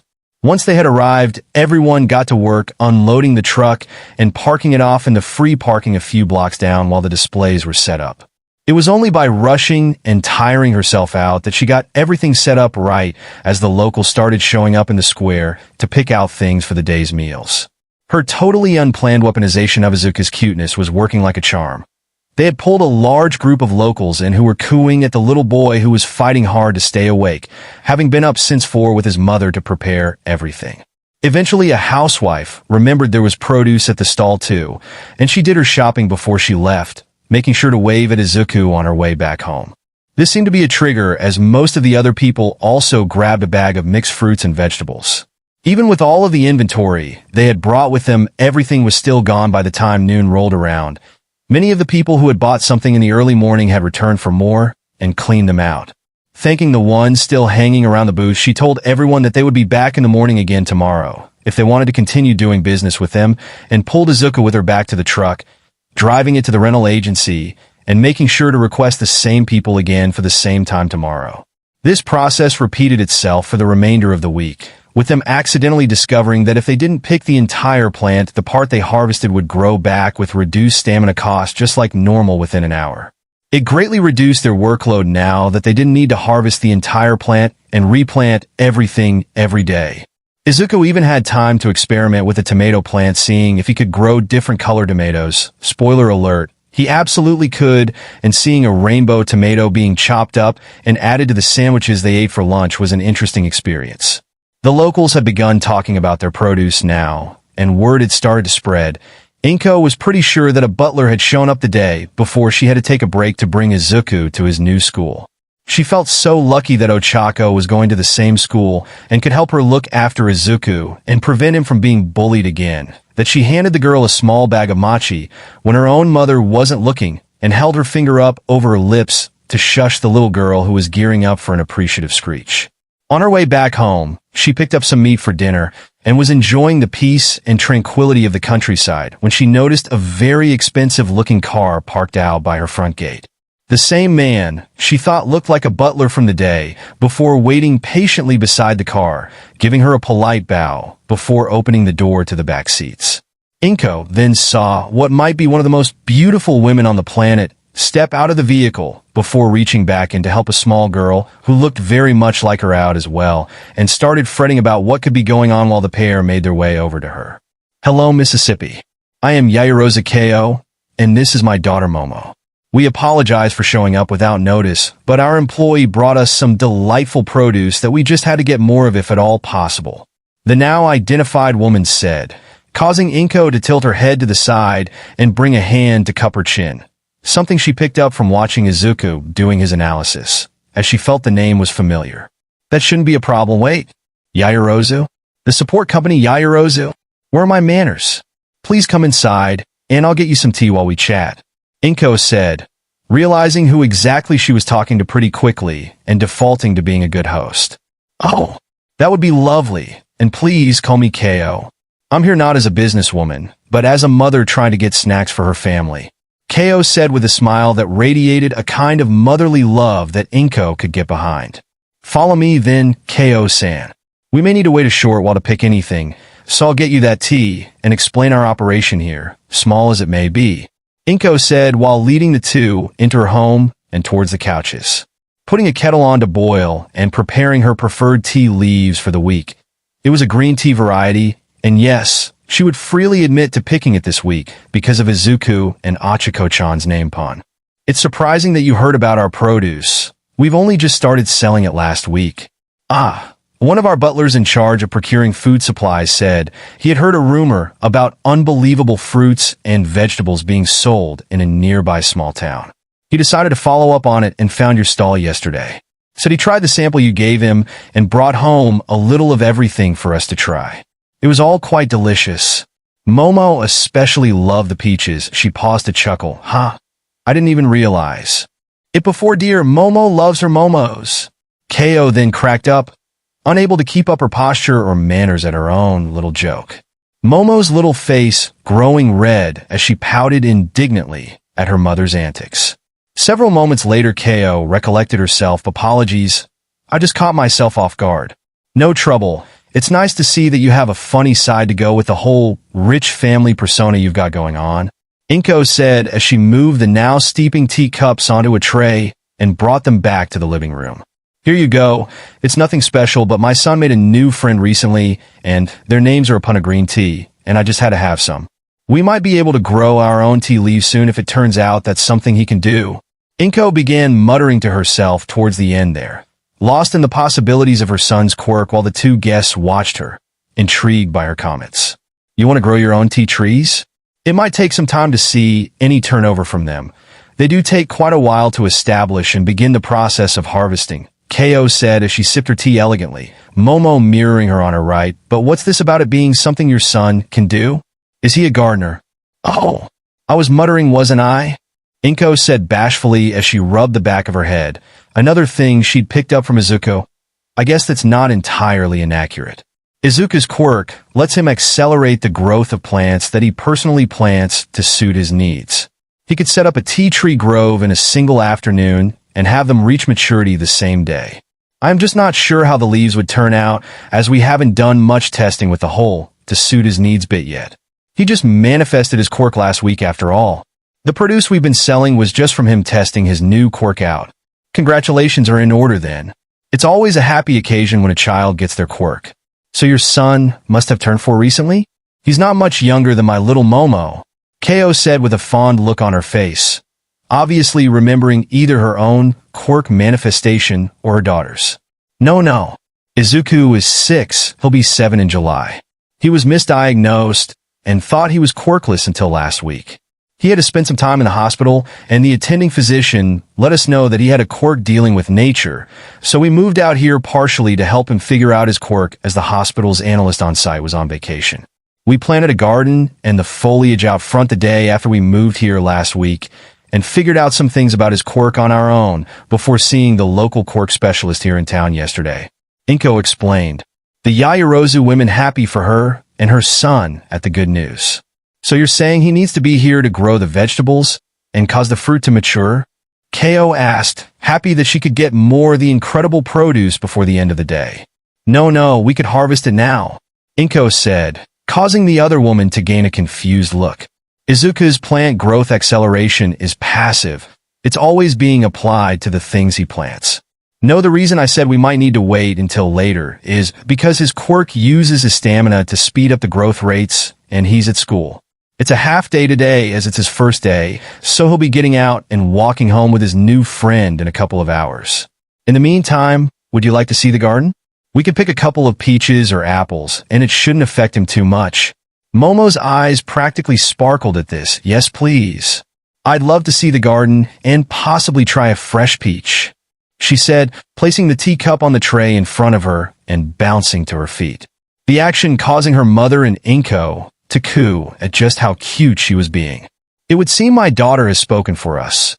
Please, if you wouldn't mind, we'd love to see the garden, Ko said, placing her own empty cup on the tray and standing up to follow Inko with her now very excited daughter in tow. The trio made their way into the backyard through the kitchen and stopped to see a very well-organized garden with row upon row of carefully made lines of different vegetables, including some of colors the Yaroza matriarch was sure didn't occur naturally. They could also make out the hill just outside of the fenced-in area with several fruit trees dotting the incline. Momo was drawn to one of the trees that seemed to have rainbow. Were those pears? Rainbow pears, hanging from its limbs. Inko took her time, showing the two around the garden, explaining what each of the plants were, and if they came across one that had been changed by Izuku in some way, she'd point that out as well. Her guests were so enthralled looking over some of the altered vegetables that it took a full half hour to get through the backyard and onto the hill. Seeing the trees took a lot longer as now Momo was making it very difficult to say no to her and getting one of every fruit on the way up. She took special interest in the aforementioned rainbow pears after Inko explained that they were safe to eat and each color tasted slightly different, and the peaches, of which there were several varieties to choose from. Getting the okay from Ko, Inko took down one of each of the pears, apples, and peaches for Momo and settled for an apple for herself and a mango for Ko. Making the 5-minute trek back to the house and into the kitchen, she prepared the fruits for each of them, and they settled down to wait for the last 2 hours for Izuku to be home and had a nice chat. Inko making sure to let her guests know that they were welcome at any time, saying she wanted to find more kids around Izuku's age to hopefully help him make more friends since he hadn't had any in a long time. Time passed by quickly with the good company, and they were cut off in the middle of a conversation about the legality of running a food vending service out of a residential home by someone knocking on the front door, opening it gently, and then a loud scuffling sound as 2 sets of small feet pattered across the floorboards into the living room. Mom / Miss Inko. We're home / here, Izuku and Achiko said, faces covered in bright smiles, before noticing the extra people in the room. Sorry F for disturbing you.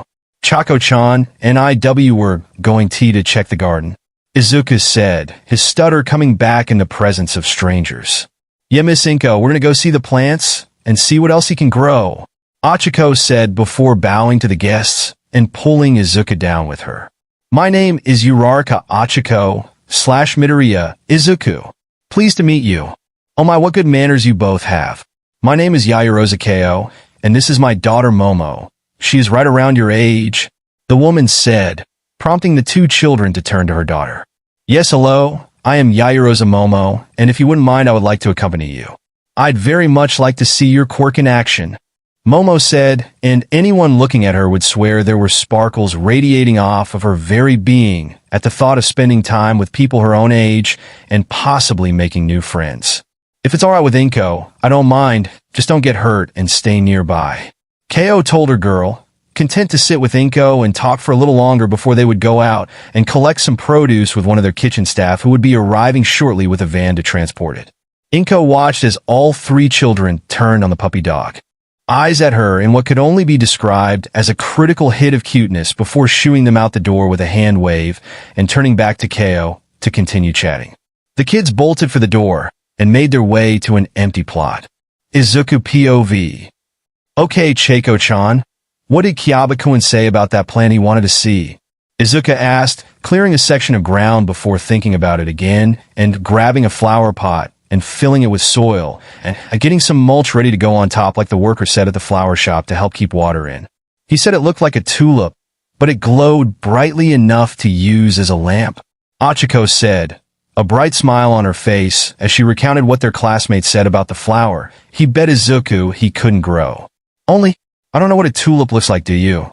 And no, I don't think I do. Should we go ask Mom for a picture? Izuku said, trying to think about what to do if his mom didn't know what a tulip was either. I think I can be of assistance, Momo said, clearing her throat.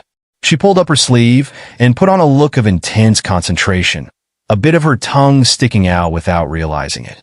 Nothing happened for several seconds, and just as Izuku and Achiko were about to ask her what she was doing, sparks of various colors started blossoming out of Momo's forearm, until a photo fell off in her waiting hand, where she looked at it as if to verify something before nodding her head and flipping the photo over for them to see, and saying confidently, "This is a tulip. One of the purple ones. Pretty," both kids said while staring at her with bright eyes and wide smiles, and barely looking at the photo. "Was that your quirk? Do you make printouts of anything you've seen before?" Izuku asked, and Achiko continued, "Those lights were so pretty. Do you make them those colors on purpose, or can they only be like that?" Momo seemed momentarily stunned at the reaction before regathering herself and explaining, "Yes, it was my quirk. No, it's not to print out photos, though I could do that as you just saw. And yes, as far as I've been able to do so far, the colors don't change from what you saw just there. My quirk is called Creation, and it lets me create anything I want as long as I know it's atomic makeup and have enough fat stored up to fuel the process."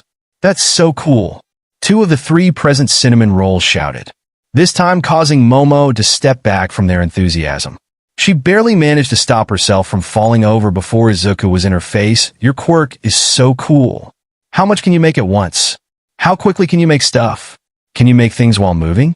Can you make things move while being made? How much do you need to eat?" He would have kept going too had Achiko not grabbed his hand and tugged on it gently. "Remember what Mariko-sensei said about asking too many questions at once, Izuku?" she said, pouting a little. "Wait for someone to answer a question before you ask another one," he said, back straightened and clearly reciting something from memory. "I remember SREAO, Euro, Yamakan. I shouldn't have asked so many questions at once. I'm trying to do better with that, but it's a habit I've had for as long as I can remember," Izuku said, bowing at the end to hopefully assure the new girl that he wasn't trying to be rude. "Why Yamakan? Is that a nickname? I've never had a nickname before," Momo exclaimed, her whole face brightening up before turning contemplative. "But I think I'd prefer you to use my given name, or maybe Yamamo. Yeah, that could work. Yamamo, it is. Please take care of me." The now named Yamamo bowed to the two other children, earning a giggle from them, before they all began laughing. The photo landing on the ground, mostly forgotten, until Izuku leaned forward and grabbed it. "So, this is a tulip? I think I can make this. I mean, it already exists, right? How hard could it be to make something that already exists?" Izuku said, psyching himself up for the coming task. "Oh, right, Chakakan. Could you grab me an apple to eat for when I make the seed and try to grow it?" Achiko nodded, then turned on her heel and started running as fast as her tiny legs could carry her, shouting back at them, "Sure thing, Izuku. Don't start without me, I'll be right back." Izuku and Momo watched her run towards the hill. Izuku, knowing that she was going to use her quirk to get the apple, and Momo, assuming she knew how to climb trees. Momo turned to look at Izuku and took in everything about him that she could, eager to learn more about her new friend, but too shy to start asking him anything.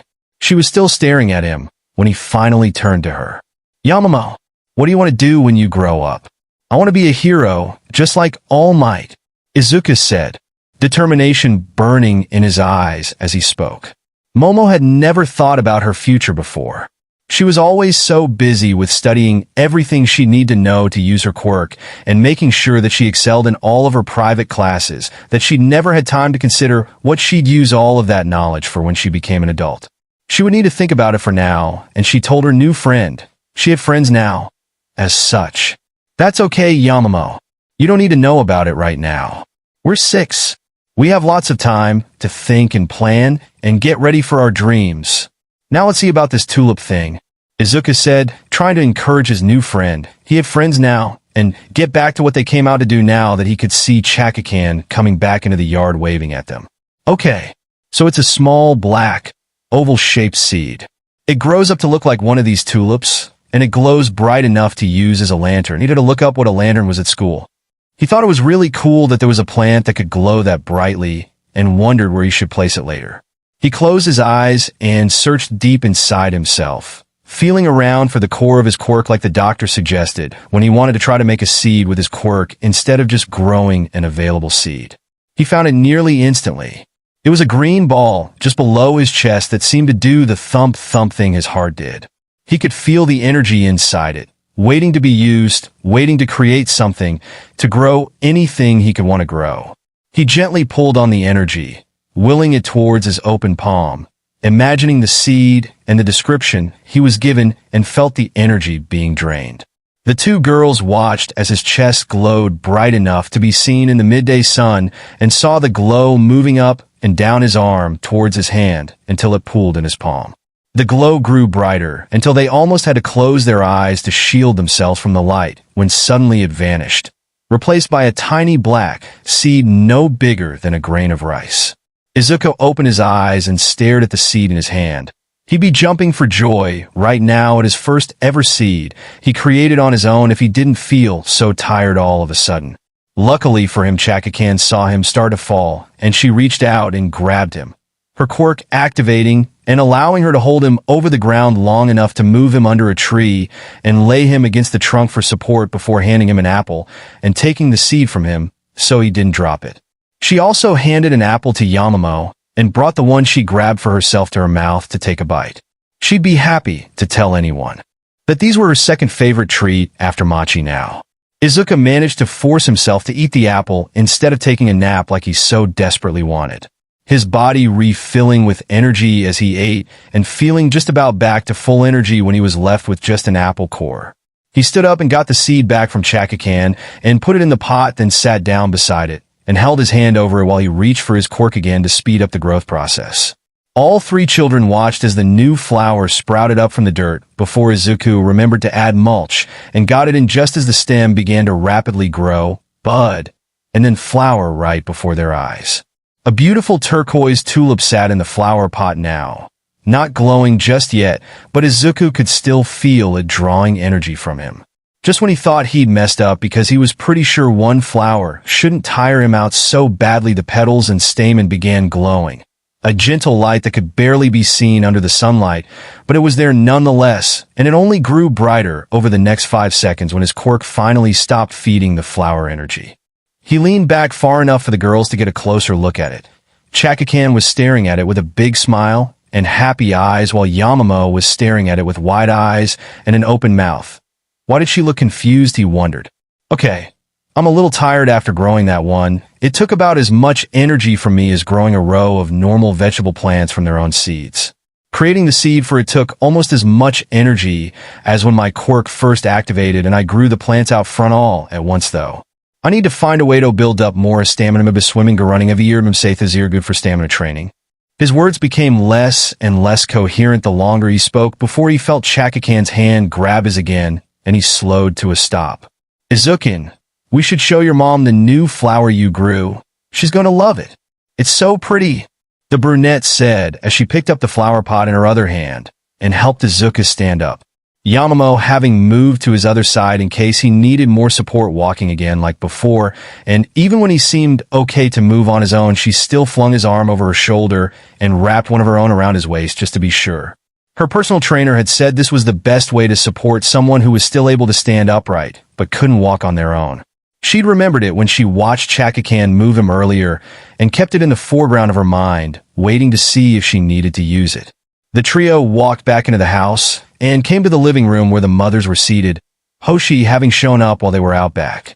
The adults turned to the kids, and Inko nearly panicked when she saw Momo supporting Izuku to get to one of the seats. She was able to rein in her gut reaction to rush to him and hug him as hard as he could stand it while checking him for injuries. He told her she didn't need to do that, and that sometimes it hurt when she did, so she was trying to take a second to visually assess him from then on, before jumping at him in protective mama bear mode. Having seen that he was just tired from using his quirk, she moved her attention to the little girls who came in with him and noticed the flower pot in Achiko's hands. "Achiko, dear," Inko said, looking at the flower with surprise and maybe a bit of apprehension. "What is that, sweetie?" The other adults now had their attention on the girl, and she proudly held up the flower for them to see. Izuku made it. Kyabakuin said he didn't believe Izuku could grow it, and that it was his favorite flower. He said he liked looking at them when he was playing his games. Well, since he knew what it looked like and what the seed looked like, Izuku asked him for the details and what it was supposed to look like and do, and he made the seed and grew it just now. The brunette said, forcefully stopping herself from jumping around in joy, if only because she didn't want to hurt the flower and hadn't put it down yet or given it to his mom to hold just yet. The adults looked at her incredulously. Then as one, they all looked at the flower, and their eyes started to open wider and wider before all three heads swiveled to Izuku, still leaning back in the chair, obviously tired but not enough that he'd fall asleep. Inko stood up and walked to Achiko and gently took the flower from her, holding it in her hands as though she were afraid it would vanish when she touched it. When it didn't, and she could tell it wasn't going to, she sat it on the table in the center of the room. Everyone other than Izuku staring at it. Momo having already been able to tell something was up with it, and Achiko reading the room, as well as a 5-year-old could starting to realize something was wrong. What's wrong? Was he not supposed to grow a plant from a seed he created without you watching? I'm sorry. I'm the one who pushed him to try it, Achiko said, worried that she'd just gotten her friend into trouble. The adults whipped their heads around towards her as Hoshi reached out and rubbed her cheek. No, my little Machi. You didn't do anything wrong, and neither did Izuku. Well, Inko. Hoshi decided to put this in the boy's mother's hands. No, little Chakakan, everything is all right, no one is in trouble. We're confused is all. Could you please go grab one of the fruits from the kitchen so that Izuku can recharge real quick? I want to see something about his quirk. Actually make that 2 fruits, sweetie. One for before and one for after, Inko said, watching as the girl nodded with conviction and ran off towards the kitchen to complete her task. She turned back to her boy, Izuku. Would you mind explaining what you were thinking when you made the seed and when you grew the flower? You're not in trouble. I just want to know what your thought process was so we can narrow down something I think your quirk is capable of. She did her best to make sure he knew he wasn't in any trouble and didn't need to worry. He still did, obviously, but not as badly as he might have otherwise. I keep thinking that I might be going a little too harsh on the bullies and school faculty, and then I see him like this. I might need to increase the demands. Okay, Mom. So for the seed. Kyabakuin told me it was a seed about the size of a grain of rice, black and oval-shaped. He said that the flower looked like a tulip when it was fully grown, and it glowed bright enough to be used as a lantern. I thought it was so cool that a flower like that existed, so I said I'd try to grow it when I got home. Anyway, I did what the doctor said and located the core of my quirk and thought about making the seed while I held out my hand, palm up, and sort of pushed the energy towards my palm. There was a bright flash of light, and the seed appeared. Then I got really tired. It was almost as bad as the first time I used my quirk. Chakakan gave me an apple, and I recharged, then I planted it in the pot and grew it like I've been practicing, adding the mulch like the store clerk said to help with the water. It took about as much energy as 1 full row of vegetables growing from seed to maturity to grow just the 1 flower. So I'm really tired now, he said, and grabbed the bowl of mango chunks Chakakan had held out for him and began munching on them to regain his spent energy. He was happy his produce was able to quickly recharge his quirk. Really helped speed up the waiting periods. Inko turned her head to the other adults and held up a finger to her lips. Getting the message, they nodded at her, each wanting to see what Inko would have him do as a test. Inko took the time Izuku was using to get his energy back to grab a sketch pad from the entertainment center under the television and began to sketch something. She wanted to slap herself. There's no way his quirk could do something like this. Absolutely no way. She'd never heard of a quirk being able to do this. But the glowlip, she'd recognize that flower anywhere. She'd been an avid player of the game franchise where it was a staple lighting mechanic. She finished her sketch at roughly the same time Izuku finished off his bowl of mango and was about to stand up off the chair and go wash the bowl, so she took it from his hand and had him sit back again. Izuku, we're going to do a little test, okay? I just want to see if you can make this for me. It's one of my favorite fruit/trees in the world, okay? She watched him zero in on her at that. Knowing he'd do anything to make her happy brought a smile to her face, and made her heart feel so warm. She still wanted to kick herself for thinking something like this would ever be possible, but she had to check it out. Okay, here you go. This is the seed and the mature version of the palpa tree, and its fruit the palpa fruit. She paused to make sure he was studying the drawing of what was basically a palm tree that had grown almost horizontally before reaching up and growing its fronds and fruit within arm's reach of the average person's height. Do you want to know why this is my favorite fruit tree? Yes. Is it really tasty? Izuku asked while Momo, Achiko, and Ko just sat there confused, but curiously Hoshi was staring at the sketch pad and back to her face over and over again, a look of understanding and then mischief on her face. She leaned over to Ko and whispered what the fruit did into her ear, trying to get her permission beforehand, so they weren't overstepping any bounds. Ko's eyes widened to honestly hilarious proportions before her head swung over to her daughter. Momo, sweetie, her daughter looked over to her. Have you and these two children become friends already? She watched as her daughter's face lit up with a blush and obvious happiness. Yes, mother. They have already asked me to be their friend, and I have accepted. I can't wait to spend more time with them. Momo nodded her head rapidly, trying to make sure her mother knew how happy she was to finally have friends her own age that weren't just trying to get to her parents through her. Ko sighed and nodded resolutely to Inko, who was now sporting a Cheshire grin, and nodded back to her before addressing Izuku again. You see, Izuku, the palpa fruit is a special fruit. It's also called the empathy fruit. Anyone who shares one will, if they're willing, have their destinies entwined and remain a part of each other's lives no matter what. It makes it so that you can more easily feel what each other are feeling, so that you can have a better relationship after eating it. Some say that if you are able to eat enough of them with the same people, you can even start to read each other's thoughts if they wanted you to. I had one a long time ago with Mitsuki. Not a lie per se, but she wasn't going to tell him it was a cake shaped to look like the fruit from her favorite game franchise. And I'd like to have a few more, and maybe you can have some to share with your friends. They taste like the best tasting fruit the person chewing them at the time would enjoy, so yours could taste like an apple while Achiko's might taste like a pear or an orange. Yes, I know, sweetie, you also love apples the most. She paused to rub the little brunette's hair. I haven't been able to find any more of the fruit, so if you could make us a tree, that would be fantastic. Izuku didn't even have to think about it. He would do anything to make his mom happy. So he reached for his quirk again, imagining the star-shaped brown seed about the size of a 10-yen coin. He kept hold of that image and pushed the energy up through his arm and down to his hand again, held palm up and waited while it pooled together just like last time.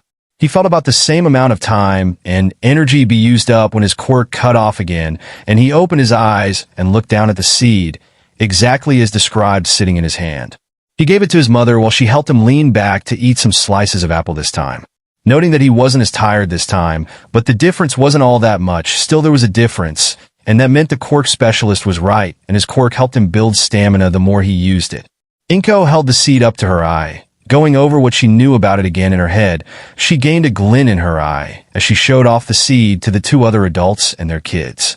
She struck a victory pose with the happiest smile she had worn since Izuku had discovered his quirk last week. Her baby was going to have friends for life. No more chances for him to be betrayed by the people he trusted most. No more Katsuki situations. The other mothers, now an honor plan, were also happy that their daughters were going to become good friends for life. They wouldn't have to worry about either of the kids hurting the other on purpose, and if they did, they'd know and feel compelled to fix it.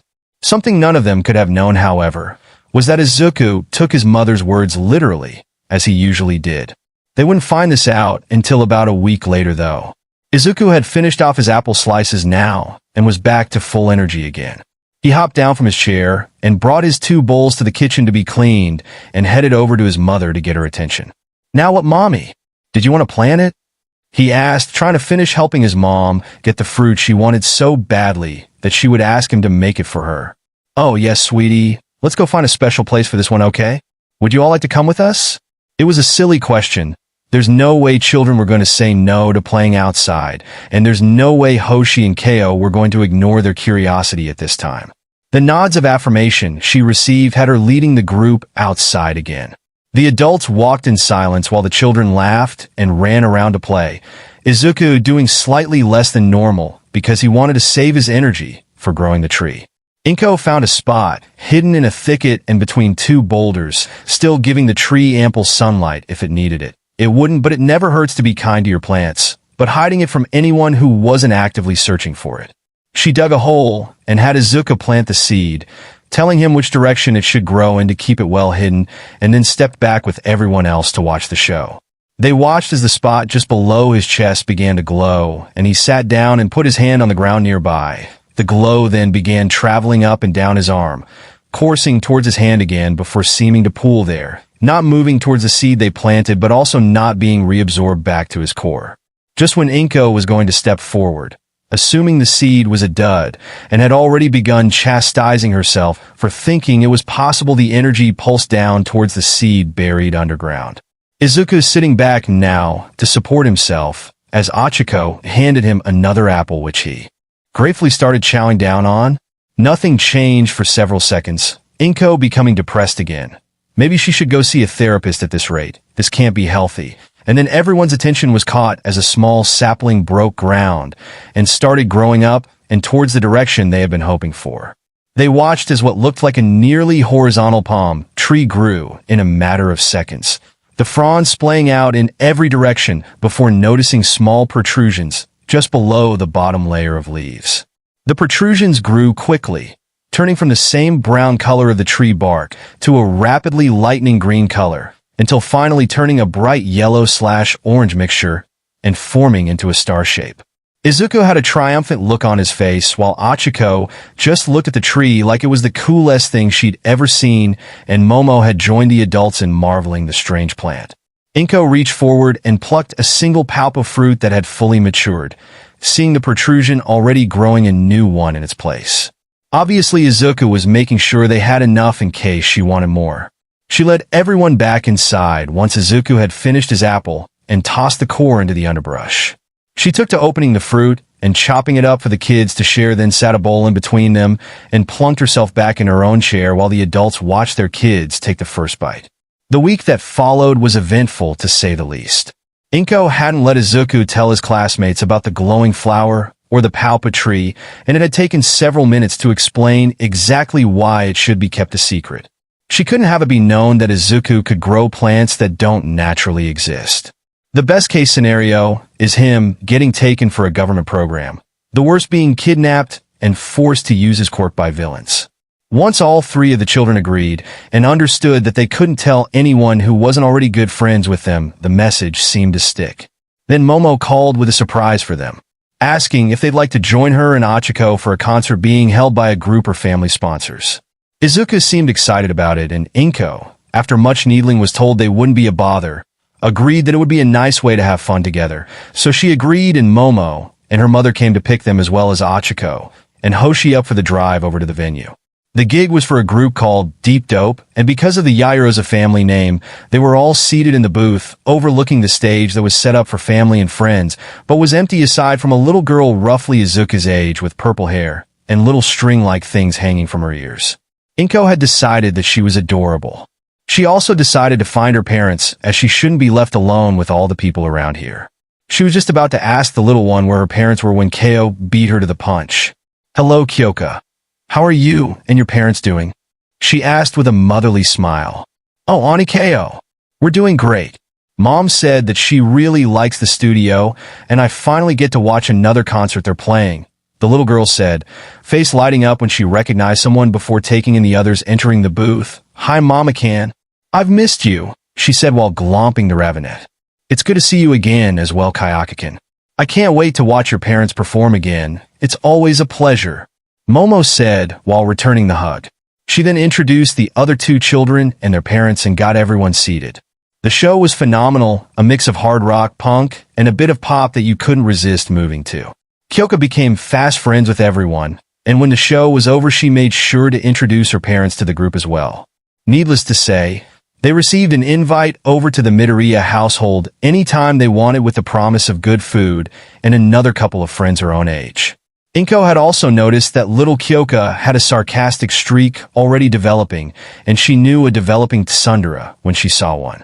Better to cement the friendship before that attitude takes over, and Izuku thinks she doesn't like him.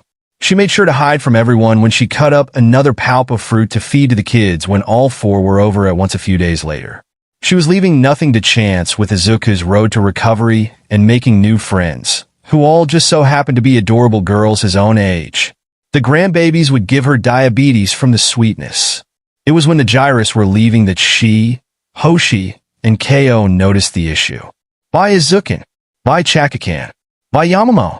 I love you all. Kayakin. Izuku gave her the nickname, and she loved it, and Inko wouldn't let anyone say he had no naming originality. Squealed before she gave each one of the others a kiss on the cheek. Something her parents clearly weren't expecting if the flabbergasted looks on their faces were anything to go by. Psst, Gyro-san? Inko whispered and waved her hand at Kyoka's mother to get her attention before leaning in. Is little Kyoka usually this affectionate? I've never seen Kyoka behave this way with anyone. She doesn't even have that level of enthusiasm when she's greeting or saying goodbye to us. Her mother, Jiromika, whispered in reply. She hadn't taken her eyes off her daughter, who was still giggling and hugging the other children. I don't know what's going on. I'm not really upset about it, but it's confusing. Inko was trying to think things through when she heard the other kids say almost the exact same things to Kyoka and give her a hug and a kiss as well. She was totally going to squeal when she had a moment to herself later. That was just too cute. But now was the time to figure out what was going on, and she would figure this out. She had started forming a couple of guesses when Ko tapped her shoulder and looked into her eyes with an expression that said she knew what happened, and she was already enjoying every second of it. Inko, you fed Kyoka-chan a palp of fruit in that bowl of fruits you gave the kids earlier, didn't you? She said, eyes gleaming in barely contained glee that Inko just knew was the look of a mother getting excited for grandbabies. How did she know, you ask? Simple. She was making the same face herself. Izuku, Inko called out, getting his attention and causing the kids to quiet down and look at her. Izuku, do you remember what you were thinking when you created the seed for the tree you made last week? She watched as her son nodded his head at a speed that really shouldn't be possible, and she'd have to get him to stop that or risk hurting his neck. He opened his mouth, and the three adults in the know instantly figured out what happened. Yes, you told me that it binds people together by destiny, if they're willing, and improves their relationships while letting them feel each other's emotions and eventually hear each other's thoughts. So that's what I told the seed to do. Izuku answered with a bright smile on his face, knowing that he'd done exactly as she'd asked and not seeing the problem. Mika and Kyoka now had incredulous expressions on their faces, no doubt wondering what was going on and not knowing what to think about a child saying those things. Inko decided to head off any potential problems right here, right now.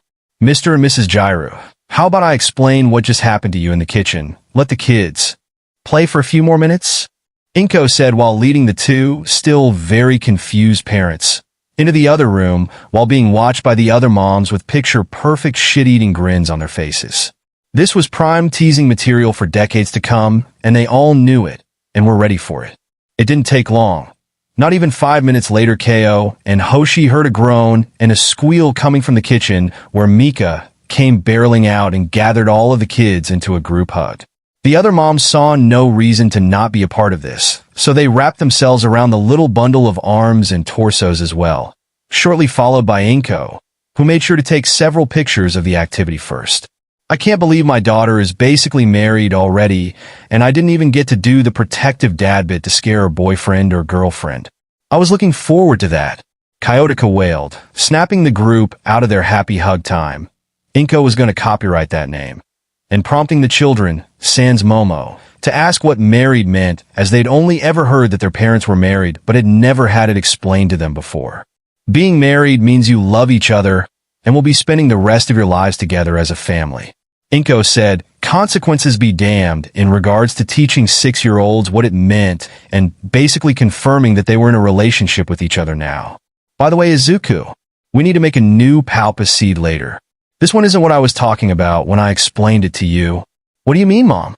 I thought I made it tea the way why you wanted, Izuku said with tears already falling from his eyes. No, sweetheart, you did great. You made it exactly as I said to make it. The problem is that I worded it wrong, and you didn't know any better. You see, The pulp of fruit can create relationships like the one you four have now, but it is primarily used to help make friends for life. I should have explained that part better, and it's my fault, Inko said while squeezing her baby and trying to fill him up with all the love she could muster. It seemed to be working as he was calming down. Well, no use crying over spilled tea, Hoshi joked. Getting a chuckle out of a few of those present, Achiko could certainly have done worse for herself, that's for sure. The adults laughed, and the kids collectively tilted their heads to the side, each donning the same look of confusion. Oh God, it's too adorable, the mothers cried in unison. The teasing material was growing by the second, and every mother was totally unwilling to ever let go of a single piece of cutesy blackmail material for the future.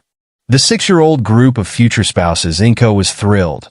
We're back again playing around in the backyard while Inko was entertaining Hoshi and Keo. Mika having been on tour and left little Kyoko with the Yaoyorosis for the next month so that she didn't have to be away from her partners, again thrilled.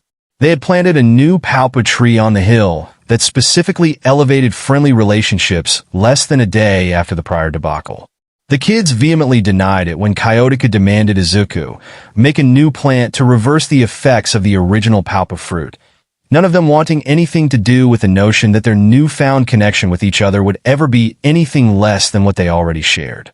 Kyoka being the staunchest defender actually, she had been moving around so much with her parents that she had no real friends, and the only constants in her young life were her parents. Her mother had to slap her father to get him to stop and think about the fact that he was yelling at 4 6-year-olds about something they couldn't possibly understand the negatives of. Inko would swear there were none, Keo would agree with her. Life went on though. The 4 kids playing around, having fun, and testing out Izuku's Quirk some more with the random ideas they had floating around in their little noggins. Each child having agreed that any ideas had to be written down and approved by at least 2 parents from different families before they tried making it. The results ranging from useless trinkets like the glow lip that could never see the light of day, to a particularly ingenious type of grass that caused anyone with malicious intent to get lost until someone came to help them leave. They had planted the grass all over the yard and the rest of the property that the Midoriyas owned. It hadn't, thankfully, come in handy yet, but they had peace of mind that at least there was a frontline defense against intruders and villains. Inko having told the town authorities that a family friend had stopped by to apply their quirk to the property as a precaution due to there being just a single mother and a young boy living all alone. There were a few problematic plants though, ones that couldn't be found out by the general public or hopefully anyone at all if it could be helped, such as the plant whose leaf could be ground into a paste and applied to any external wound to heal it rapidly, or another similar to an aloe vera plant whose fluid could be safely ingested to cure infections, colds, flus, and several other common illnesses. If any of those plants were made known, Inko didn't know what they would do. Of course, there were other plants that had been 100% A-OK to modify and sell, or just to have around the home. Inko decided to plant a tea tree grove as she had mentioned to Keo, and the tea made from the leaves was already gaining a following in the tea circles. They had done plenty of brainstorming and figured that people knowing Izuku could slightly alter real plants as they were growing would be fine for anyone to know, since it wasn't an ability that would get them in trouble, further backed by the Yaoyorosa group's legal team if need be. Safety secured. The tea was named Izuka, and it paired very well with either peaches or flour-based foods, or simply consumed on its own. It was noted to calm the nerves and provide a lasting energy boost to the drinker that wasn't noticeable to most but definitely had an effect if you paid attention. The success of the Izuka tea line prompted Inko to enlist the Uraraka's help with building large greenhouses for cold weather planting and harvesting. The project netting the family a hefty sum, along with Izuku giving each of the girls an equal share of his portion of the profits, nearly instantly wiping out the Uraraka company's money issues that Inko had heard Achiko mention one day, Hoshi and Taiyu having kept the information from her for several months.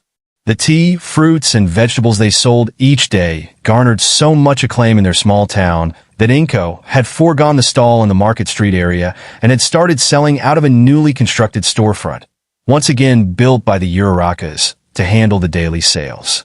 This had the fortunate side effect of having Izuku's quirk build up his stamina at a brisk but gradual pace, though it wasn't immediately apparent because of the constant increase in stamina drain when their customer base began to include several nearby towns and even a few cities in the area. Less than 6 months after moving to the Mei prefecture, the Midoriyas, Urarakas, and Gyrus were financially stable and only becoming more secure as time went on.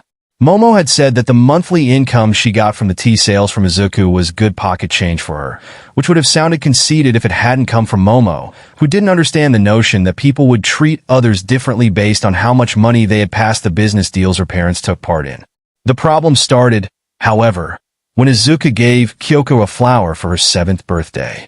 By itself, it was just a very pretty flower that smelled good, and most people would leave it at that without thinking any further into it. When in close proximity to the one he gave Momo for her birthday, just a little later, however, the plants gave off a calming pink glow the closer they got to each other. Izuku hadn't told the girls about the effect, intending to give another to Achiko on her birthday, before he showed them what they did, especially when the 3rd flower would have made the group of flowers radiate a healing aura around themselves that could treat minor cuts and bruises.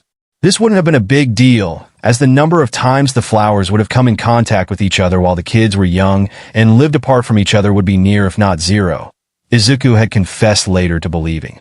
What he hadn't counted on, however, was for Momo to bring her birthday flower with her to see Kyoko a couple of days later during one of the Gyrus concerts. Nor had Momo planned for anyone else to be in the booth with Kyoko when she and her parents arrived. Thankfully, the only people who were present to see the peculiarity of the flowers were a family of legacy heroes, the Idas. The matriarch of the Ida family, her eldest son, and the youngest son being enamored with the flowers when Momo had come running into the booth to show hers off to Kyoko. The good thing that came from the encounter had been the youngest son, being the same age as their group, had become fast friends with them. Izuku and Achiko finding his rule stickler attitude hilarious, Kyoko enjoying teasing him, and Momo finding little Tenya to be an excellent reading buddy. By the time Achiko's birthday had rolled around, Tenya had shared a V2 palpa fruit with the group, and they were basically inseparable as friends. Inko had taken Tenya's mother and father aside the week prior to explain the differences between the two versions, and the Ida parents had discussed it with the previous generation for several days before allowing their youngest to share in the friendship bond. The empathy link they formed had the unintended side effect of mellowing out little Tenya's strict personality once he understood how it was making his friends feel when he would lecture them about admittedly small or nonsensical issues. His parents had been delighted, having not known why he was so stiff as a 6-year-old in the first place. Of course, with the increase in sales and customer base, came the more frequent home visits from potential business partners. All of the extra people being at the house on a regular basis meant that Izuku and Inko had to remove all of the obviously strange plants, much to the chagrin of Momo, who wanted her rainbow pears back, and Tenya, who had taken a liking to the tomatoes of the same description. Today was one of those days where Inko was sitting down in their living room with a group of potential business partners. Thankfully, Ko had stopped by to help her with one of her best negotiators. This was also a day where all 5 kids were present at the Midoriya residence and were currently holed up in Izuku's room, since they couldn't play outside or experiment with his quirk for fear of interrupting the meeting or having his quirk be found out. "This sucks," Kaiken groaned, having plopped boneless across one of the beanbag chairs in Izuku's room. The annoyed look on her face, something that she rarely ever showed on her face when she was together with those she was linked to. "I know," chorused Izuku and Chakakan, both slumped against each other back to back, each having come up with a parent-approved plan to try out today, but being unable to test it out because of a group of pushy businessmen who had spent nearly 2 whole hours trying to force Inko into signing a blatantly one-sided contract with their supermarket chain. Ko had to call for her bodyguards she had left in the cars outside to remove the men after they refused to leave if Inko hadn't signed with them. The police were very interested in watching the effects of the labyrinth grass when the men had stepped outside and attempted to force their way back into the house. It had been entertaining for the kids to watch out Izuku's window, while the men in suits tripped over their own feet, trying to walk in several different directions at once for 5 minutes while the police were snickering, and Inko had recorded the whole ordeal, from the time they arrived to when their impromptu dance-off started right as the cops were walking up to arrest them. Be that as it may, we were instructed to remain here, in Izuku's room, until one of our parents came to get us. "We need to follow what we were told," Tenya said, his arms chopping the air robotically as he spoke. The rest of the group having already gotten used to the motion, though it did still bring a chuckle to their lips whenever they saw it, and Tenya would readily admit that it was the only reason he still did it in their presence. I know, Tenya, but I just wish we had somewhere private we could go to play around with my quirk, especially for the stuff Mom says we can't let anyone know about. I know you miss the tomatoes almost as much as Yamamo misses the rainbow pears. Izuku countered, having gotten up mid-rant to reach for his closet to grab his learning guitar that Kayakin was helping him learn. He stopped with his hands outstretched, the doors just barely parted as he stared forward. That would be fantastic, actually. Somewhere we could all gather to experiment with our quirks while you grew whatever came to mind.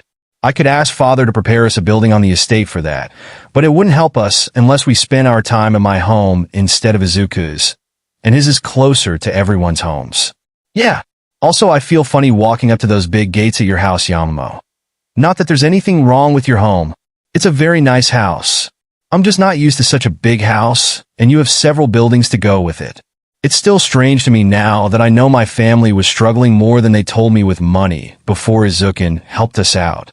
I just can't wrap my head around needing all those rooms, Chakakan said, waving her arms around wildly as she spoke, desperately trying to reassure Yamamo that she didn't have a problem with spending time at her house with her. The young heiress picking up her intentions and panic through their bond, and giving the girl a reassuring smile to let her know she understood. You okay there, Izuku? You've just been standing there staring into your closet for a minute. Need help finding anything? Kayakin asked, a frown on her face as she began to get up out of her beanbag prison. She had noticed that his heart had started beating faster, and he had started breathing heavily, but still wasn't moving, so she became worried. Her question had gotten the rest of the room's occupants' attention, and each of them were now watching Izuku as he stood frozen, just staring at the small gap between the doors. Kayakin made her way over to him and tapped him on the cheek with her ear jacks, causing him to jump and realize he'd been standing there unaware of what his friends had been saying for a while now. Oh yeah, I'm fine, I think, Izuku said, his head tilted to the side, expressing his confusion at what he was looking at. Just remind me guys what was in this closet last time we opened it to get the chairs out. Extra chairs, futons, blankets, towels, and board games. Yamamo recited, Chakakan nodding vigorously at her words, having helped Izuku pull out the beanbag chair for Kayakin earlier. Right? That's what though. So it's not supposed to have a sunny field in it, right? Izuku asked, trying to make sense of what he was seeing. Izuku, are you alright? Should I go get your mother, so she can take you to the doctor? You sound unwell, Tenya said, concern evident on his face having heard the nonsense his friend had spouted. He's not fibbing. I mean, the bond said he wasn't, but Kayakin couldn't find the words to express what she was seeing between the doors that were still just cracked open. Yamamo moved to see what was going on, the bond giving her confusing information, and neither of her partners were making any sense to her 7-year-old brain. She moved to Izuku's side and grabbed one of the doors, throwing it wide open for the rest of the room to see. What she saw caused her to pause as well. What? Smooth Yamamo. Wow. There really is a field in your closet, Izuku, Chakakan yelled, eyes glinting with barely suppressed glee. She was already moving to run into the field when she was caught by the arm by Tenya, who had resumed his chopping motions. Friends, we should inform Miss Inko at once. We cannot go through this door without an adult going with us. He shouted in his attempt to grab his friend's attention before they did something they weren't allowed to do. He couldn't remember being told not to play in a field in Izuku's closet, but he also couldn't remember an adult saying they could either. Why, that's a good idea, Tenya. Let me call Mom so we can see what's going on, Izuku said as he went to the comms console on his dresser and pressed the non-emergency button. He'd managed to convince his mom that she didn't need to come running every time he called for her like he had been injured, getting her to install 3 different options on the console. Emergency call, non-emergency call, and hi mom. Each one sent a different notification to his mom's phone so that she could tell when he needed help or just wanted to say hello from his room. The rest of the group was still speechless, staring through the door into the field beyond. They heard Inko coming down the hallway just a minute or two later. Possibly they might have been staring longer. Izuku, honey, I'm here. What did you need, sweetie? The meeting is on hold now for the new hires. Izuku, what is that? Inko's greeting ground to a halt the moment she laid eyes on the scene in her son's closet. Unable to process what she was seeing. Yeah, I don't know. We were just sitting here thinking about where we could practice with our quirks or try out new plants, and I wanted to get out my guitar, and I opened the closet tantrus feel and didn't know what's going in but and think. Izuku began muttering while his friends continued staring at the field. The sound of his mumbling and the confused ramblings coming through the bond drawing their attention to him again. Oh, have either of you tried going in yet? Inko said, leveling a stern gaze at the 5 children, knowing just how curious they all were, even if they wanted to seem more mature. No ma'am, Miss Inko. We decided to call you shortly after we found this. Whatever this is, Tenya said, both arms now chopping in different directions. Good. Izuku, please close the doors for now. I need to finish the interview, and I'll bring KO up here to discuss what to do about this. Inko said, already turning away from what she could only assume would be a headache later in the day. Wait, Mom. Izuku called out, prompting his mother to turn back to him with a questioning look on her face. Let me try throwing something in real quick. Like, Yamamo, what were those things that pull metal to you? Izuku asked as he turned to his raven-haired bonded. Magnets, Izukin. I just learned how to make them last month. She replied instantly, already seeing what he wanted and making 2 magnets and a ball of string to test his theory. All right, one test, then Inko relented, her own curiosity piqued, toss in a magnet, and then see if you can bring it back out. Then close the door until I finish with business for the day. Yes, Mom/Ma'am, came the replies as Yamamo handed a magnet to Izuku while she tied one end of the yarn to the other magnet as he threw the other through the doorway. Everyone watching as it bounced a few times before stopping a few meters into the field. Yamamo coming to stand next to him as she chucked the other magnet in after the first, getting it close enough to attract the first one to itself to pull them back in. Magnets successfully retrieved, the doors to the closet were closed, and the kids went back to their seats as Inko trotted back downstairs, decidedly not thinking about what she just saw. That was an issue for future Inko. Who was she kidding? She wasn't going to be able to stop thinking about that. Was it some sort of warp quirk set up to steal her baby away? Was someone using a very elaborate illusion quirk to play a prank on them? Was there someone in the house doing this right now? No. No, Inko. Think. What do you know about illusion quirks?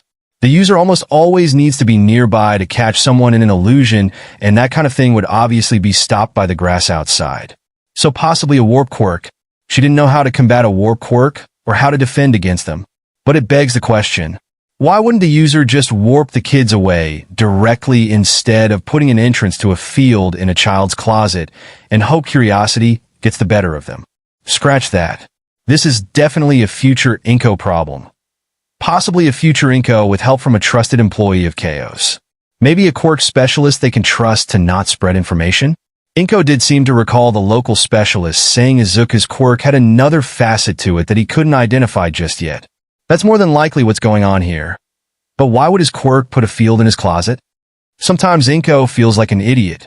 Why else would a plant growth quirk give its user access to a field? His quirk provided him a garden.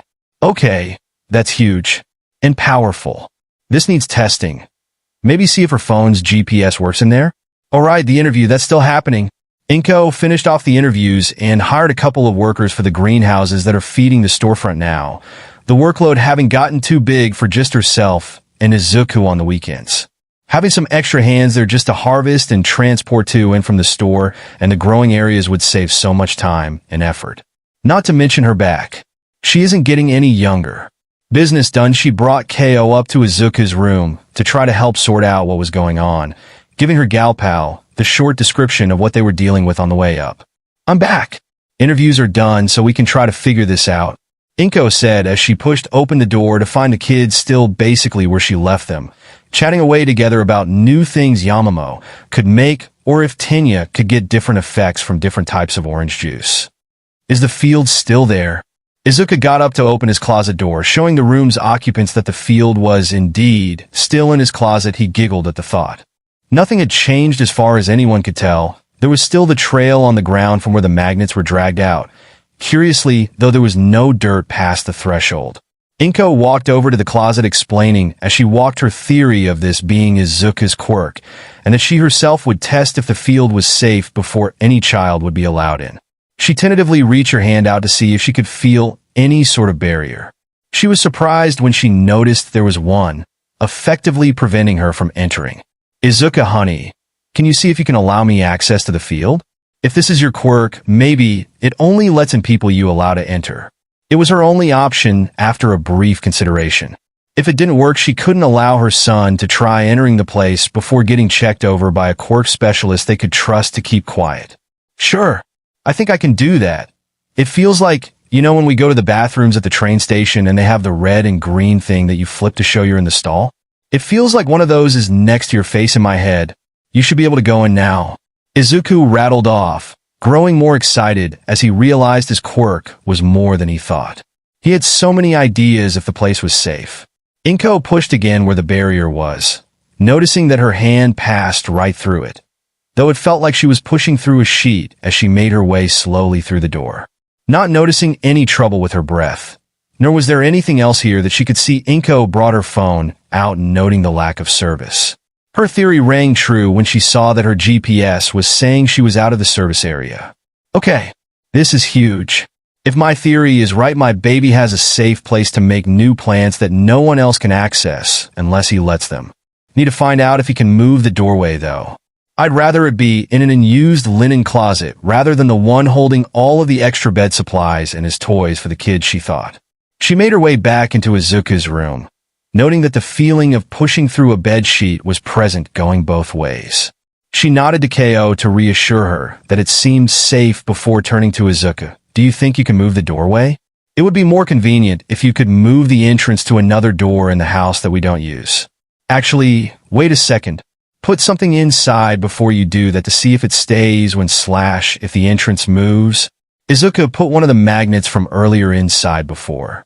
Looking at the door again, his hand reaching up to hold up his chin as he considered how to do what his mom asked of him.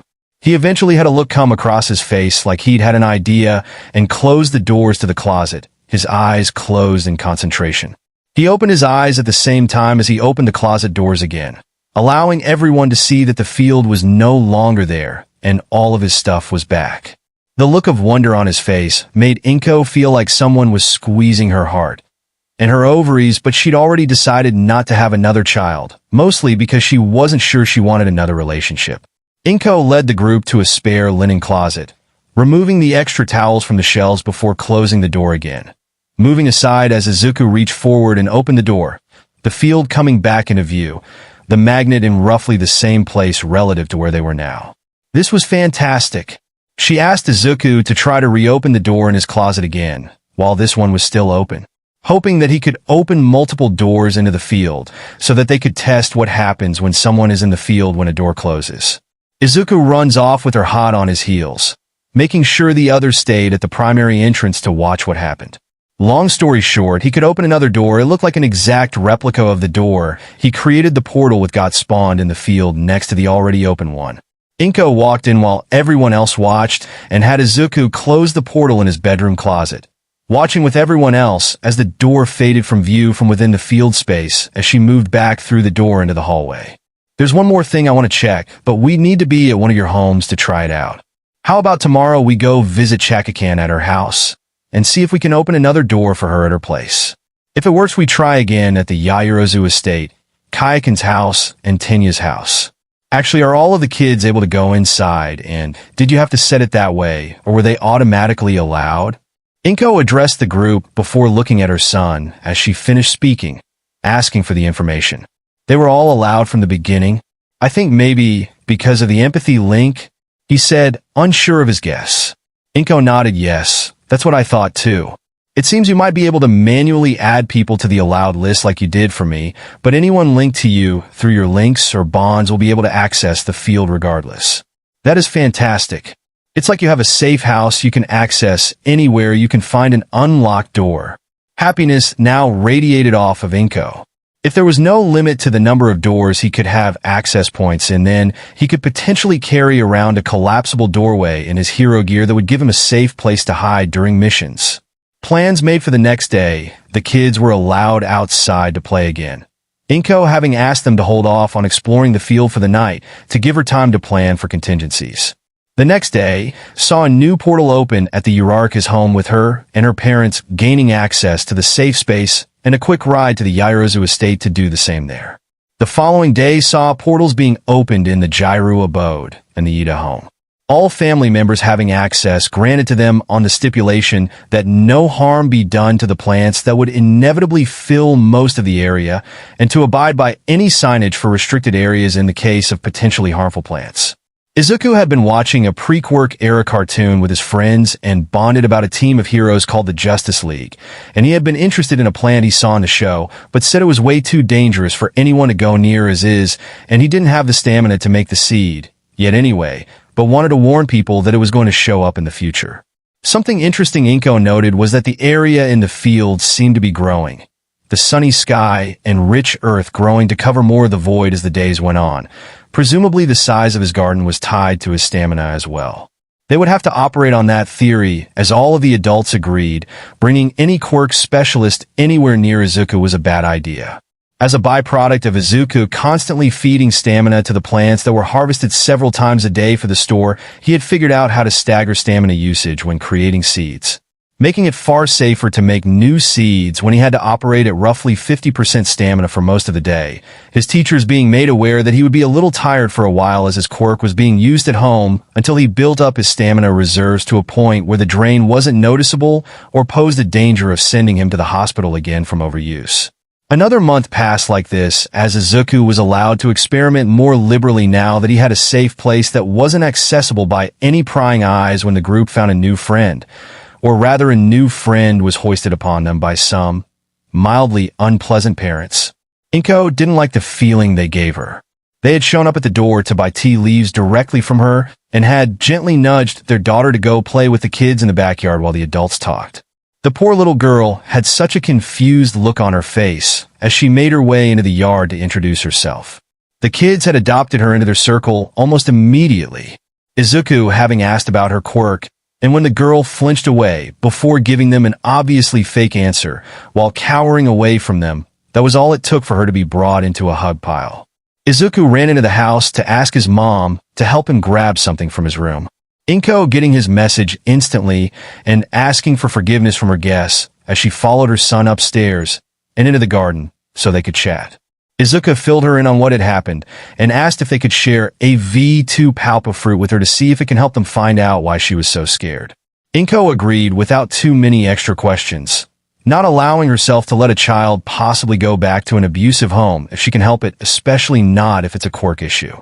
She made her way back downstairs where she cut up one of the V2 palpa fruits for the kids to share and sent Izuku back outside while she distracted the girl's parents. "Himiko, I brought us some fruit to share. It tastes really good," Izuku yelled as he ran back outside, carefully holding the bowl of fruit while sending a message along the telepathy network they'd recently established that he'd brought out a V2 fruit to see what's wrong. His bonded and Tenya nodded, which came off to Himiko as them agreeing the fruit was tasty. Though she knew it wasn't going to be what she wanted most, she wanted these people to like her, so she played along, putting on the mask she had been wearing for 3 years now. Himiko took back everything she thought about the fruit from before. It was amazing. She couldn't quite place the taste, but she knew she wanted it every day from now on. The kids around her were giving her indulgent looks as she snacked on the fruit in the bowl. She knew she'd have to beg her parents to get some of this fruit for her, even if it had never happened. She noticed the kids around her stiffen as her mood dropped. She seemed to feel like they were upset at something. She'd never been good at reading normal people's moods. Her parents said it was because she was a cursed villain that would never be able to fit in with others normally. Why did they seem angry now?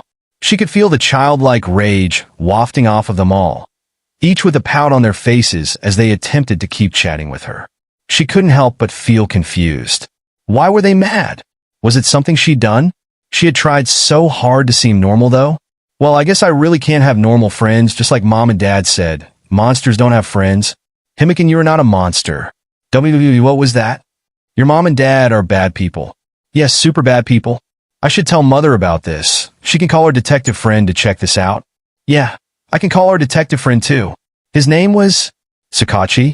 Yet Sakachi. What was going on? Had she actually gone crazy? How was she hearing voices in her head? Relax, Himiko. You've joined our empathy link.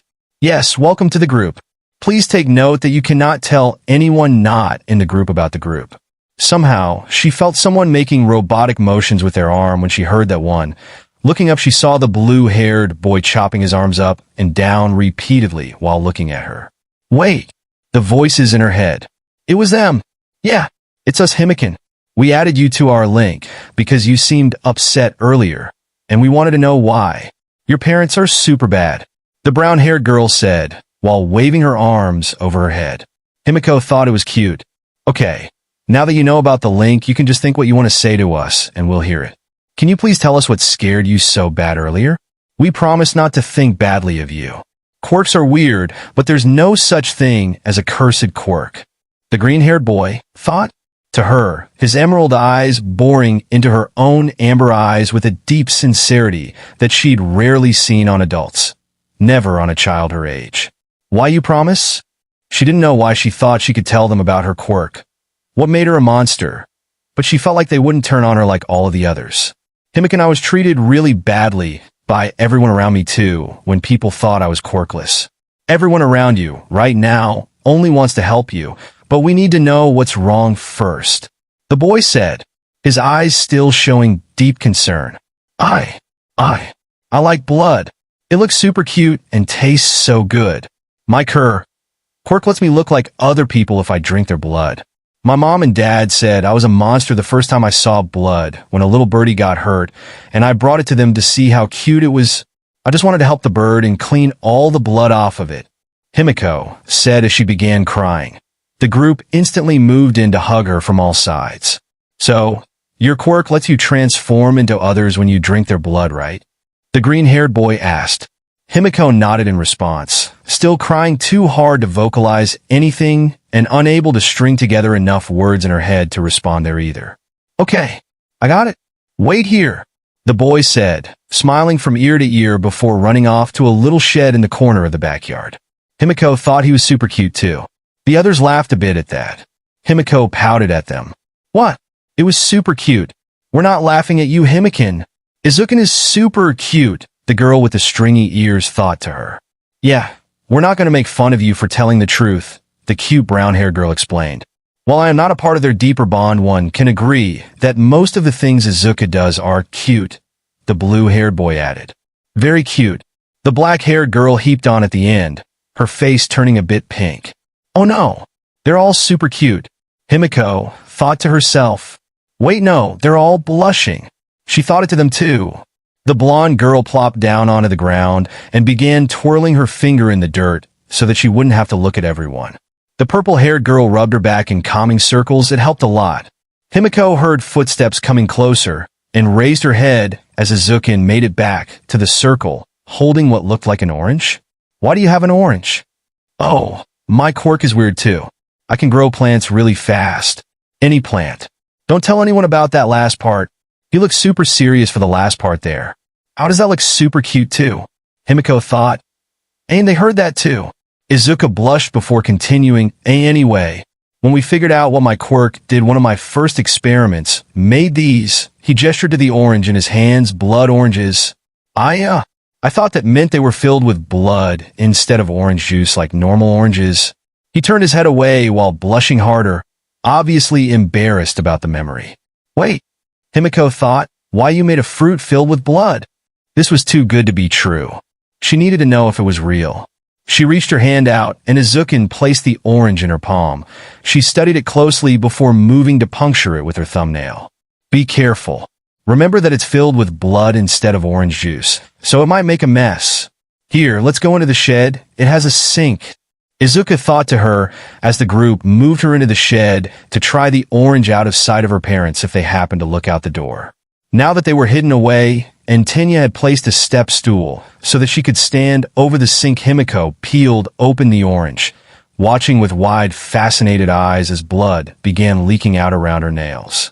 Not wanting to waste a drop, she brought the orange up to her mouth and began to suck on it, the blood gushing out over her tongue, making her feel so cute. The others watched her as she got tucked into the orange, happy now that the link was telling them she was super happy. Like really happy. They grew a little concerned when they felt just how happy the blood made her, so Izuku decided to ask her a question. Himiko, when was the last time you had blood? You look like you haven't had any in several days. If you have to drink it for your quirk to work, then you probably need to drink it to stay healthy too. It's not good for your body if you don't have at least a little every day or almost every day. He thought to her as she was still drinking up the blood from the orange, nearly having finished the fruit as she stopped to look at him, confused at what he asked. Mom and Dad haven't let me drink blood since my quirk came in. She responded before she thought about what he said afterwards. Wait, do you mean I actually need to drink blood? I really am a monster, she conveyed, probably accidentally, as she fell to her knees and started crying again. What? No. Himiko, you aren't a monster. She wasn't sure which one said that, but she was too upset to pay attention. Her parents were right. She was cursed to become a villain who hurt people. She was hugged again from all sides by crying kids. Himiko, I may not be the best at figuring out social interactions, but I do know that parents should never say that to their children, Tenya said, hands chopping erratically as he continued to cry. Yes, Himiko, your parents are hurting you. They're also wrong, Yamamoto said to her as she moved a strand of hair out of the blonde's eyes. Himiko and I said before that no quirk is cursed, and there's no such thing as a villainous quirk. Your quirk has dietary needs that you aren't being allowed to meet. That's gonna hurt you a lot if it keeps happening. Having a blood quirk isn't even all that rare. Izuku shouted before he patted her on the head and thought to the group that he'd be right back again. He ran out of the shed and back into the house as the others kept comforting her. He made his way back into the shed a couple minutes later, holding a notebook in his hands, treating it like one of his prized possessions. He opened it and turned the pages until he found what he was looking for as he turned it around and showed Himiko what looked like a large young man with fangs poking out pointed upwards from his mouth, wearing a crimson-red costume with white hair. This is a new hero that just debuted. His hero name is Vlad King, and he has a quirk that lets him use his blood to make armor and weapons or tie up his targets. He also has to drink blood every day, Izuku explained to her, before turning to another page and showing her a woman in a dark red dress. Her hair was deep black and her eyes were colored red. Her nails extended from her fingertips in a thinking pose. This is a hero from a while back. Her hero name was Lady Vampiria, and she could make people freeze up and obey an order from her for a short time if she drank their blood. She made a charity? Yes, a charity, to help teach people about blood quirks. She said it was bad for a blood quirk user to not drink blood. It messed with their heads if they went too long without blood. Himiko hadn't been so confused in a very long time. Here was Izuku showing her two examples of heroes who were like her. People didn't call them monsters for having to drink blood. No, they were celebrated. Could her parents really have been wrong? All this time she wasn't a monster. She just needed blood to be healthy. The kids around her nodded vigorously at her, having obviously heard her talking to herself in her head. That's right, Himiko. Chakakan spoke through the link. Izuku showed us a few others too, who had blood quirks that went on to be heroes or doctors. He knows a whole lot about quirks. I sometimes forget that we're the same age. Kayakin explained, looking at Izuku with a small smile as he turned away, blushing again, while trying to stutter out that he wasn't all that smart, to the surprise of no one in the shed other than Himiko. Yamamoto pulled away eventually once Himiko had finished crying. So, what do we do now? We have to help Himiko. Right, the others agreed. Why'll help me? She stuttered out, tears threatening to fall again. Of course we will. We're going to be heroes. What kind of hero lets someone suffer when they can do something about it? Chakakan yelled while pumping her fist, everyone else nodding resolutely. Yamamoto, maybe you can talk to your mom and tell her what's going on? She would know what to do better than us for stuff like this. Kayakin said, giving out an option. Right? Let me make a call. Yamamoto said as she separated from the group, moving to the corner while pulling a phone from her bag. The others decided to let her speak in private and left the shed to wander the garden, showing Himiko around, the mood lightening as they walked around. Yamamoto, having joined the group again, eventually, as they were passing by the fruit trees, commenting on how she missed being able to come out here for a fresh rainbow pear whenever she wanted. Rainbow pear? Himiko thought. The group pausing and giggling again. She really needed to figure out how to stop thinking everything out loud. Don't worry about it, Himiko. It took us days to get used to it, and we still sometimes mess up, Kaiken said, trying to make her feel better. It just take practice. We had to get used to it as quickly as possible to not have to hear Izuku's mental mutter storms. She laughed when he covered his head and apologized repeatedly. Don't worry about it, Izuku. It's just you being you, and we love you. She patted his back, joined by the others moments later. Himiko also patted his head, marveling at how fluffy his hair was. The group wandered the tree grove for a few more minutes. Yamamoto getting a call from her mother during the walk and stepped away to talk to her again. She caught up with the group later to explain the plan, which unfortunately included Himiko going back with her parents today, but the police were already investigating her parents. She would be getting the help she needed very soon. Several minutes later, and another good cry behind them. The group made their way back to the shed to wash away their tears. Izuku stepping through a door in the back and returning with another blood orange, which Himiko made short work of. They spent the rest of the afternoon together before Himiko had to leave with her parents. Inko standing with the kids watching until they pulled away in their car, having made sure to make it clear that Himiko was welcome at their house anytime. She turned to the group when they could no longer see the car with a questioning gaze. All right, spill it. What's going on with Himiko? The group filled Inko in on what they had learned, including that Yamamoto had already told her parents about Himiko's circumstances. Inko had begun crying at first out of pity, but very quickly morphing into tears of rage. How could parents treat their own child that way? She picked up her phone and dialed up KO, trying to find out what she had gotten in motion so far to see if she could help in some way. A long phone call and one crazy idea later, and Inko was out the door with Hoshi, having come over to watch the kids for a while. Himiko had come visiting 2 days later, running to Izuku and Shakukan, the other kids not there that day. The three shared a hug and moved to the shed again, where Izuku had given her a little basket filled with blood oranges to snack on as they talked. She told them her parents actually wanted her to come and play because it would get them a better deal on produce and tea if the kids were good friends. They ordered her to be useful for once instead of just being a monster. Himiko only teared up a bit when she said this, knowing they were already working to help her. The three spent a whole hour just talking, getting to know each other better before Himiko had to leave again. Izuku having promised her more blood oranges any time she came over, earning the biggest hug she could give him. She stopped by for an hour or so every few days from then on, until a month later Inko brought the girl to Izuku's room, where he was playing guitar with Kaiken, surprising him with the good news. Himiko's parents have been arrested. Her sister has been picked up by their grandparents who didn't want to take in Himiko due to financial constraints. You're free to visit them if you like, sweetheart, but that is actually better. You're looking at the newest member of our family. Inko cheered, watching as the kids ran to each other to hug one another tightly. She let them continue for a minute or two before adding, Himiko's birth parents gave up all custody rights for her and said they didn't want her near them anymore, which is fine by me. They didn't deserve her in the first place. I have finished all of the adoption procedures, and she will be living with us from now on. The kids ran to hug Inko, who had knelt down to properly enjoy the group hug, not caring about the tears and snot now covering her blouse. She left the kids to themselves to prepare dinner, having enjoyed the look on Himiko's face as she surprised her with. The last bit of news, she'd only told her that she would be looking after her for a while earlier. Her smile turned a little sinister as she remembered the girl's biological parents and what they were likely to get punished with, knowing they would never bother with Himiko again. It wasn't even a full day before Himiko asked to change her name to Midoriya, something Inko had absolutely no trouble granting. It was 3 days later when Himiko walked into the kitchen for breakfast with dark green hair and eyes.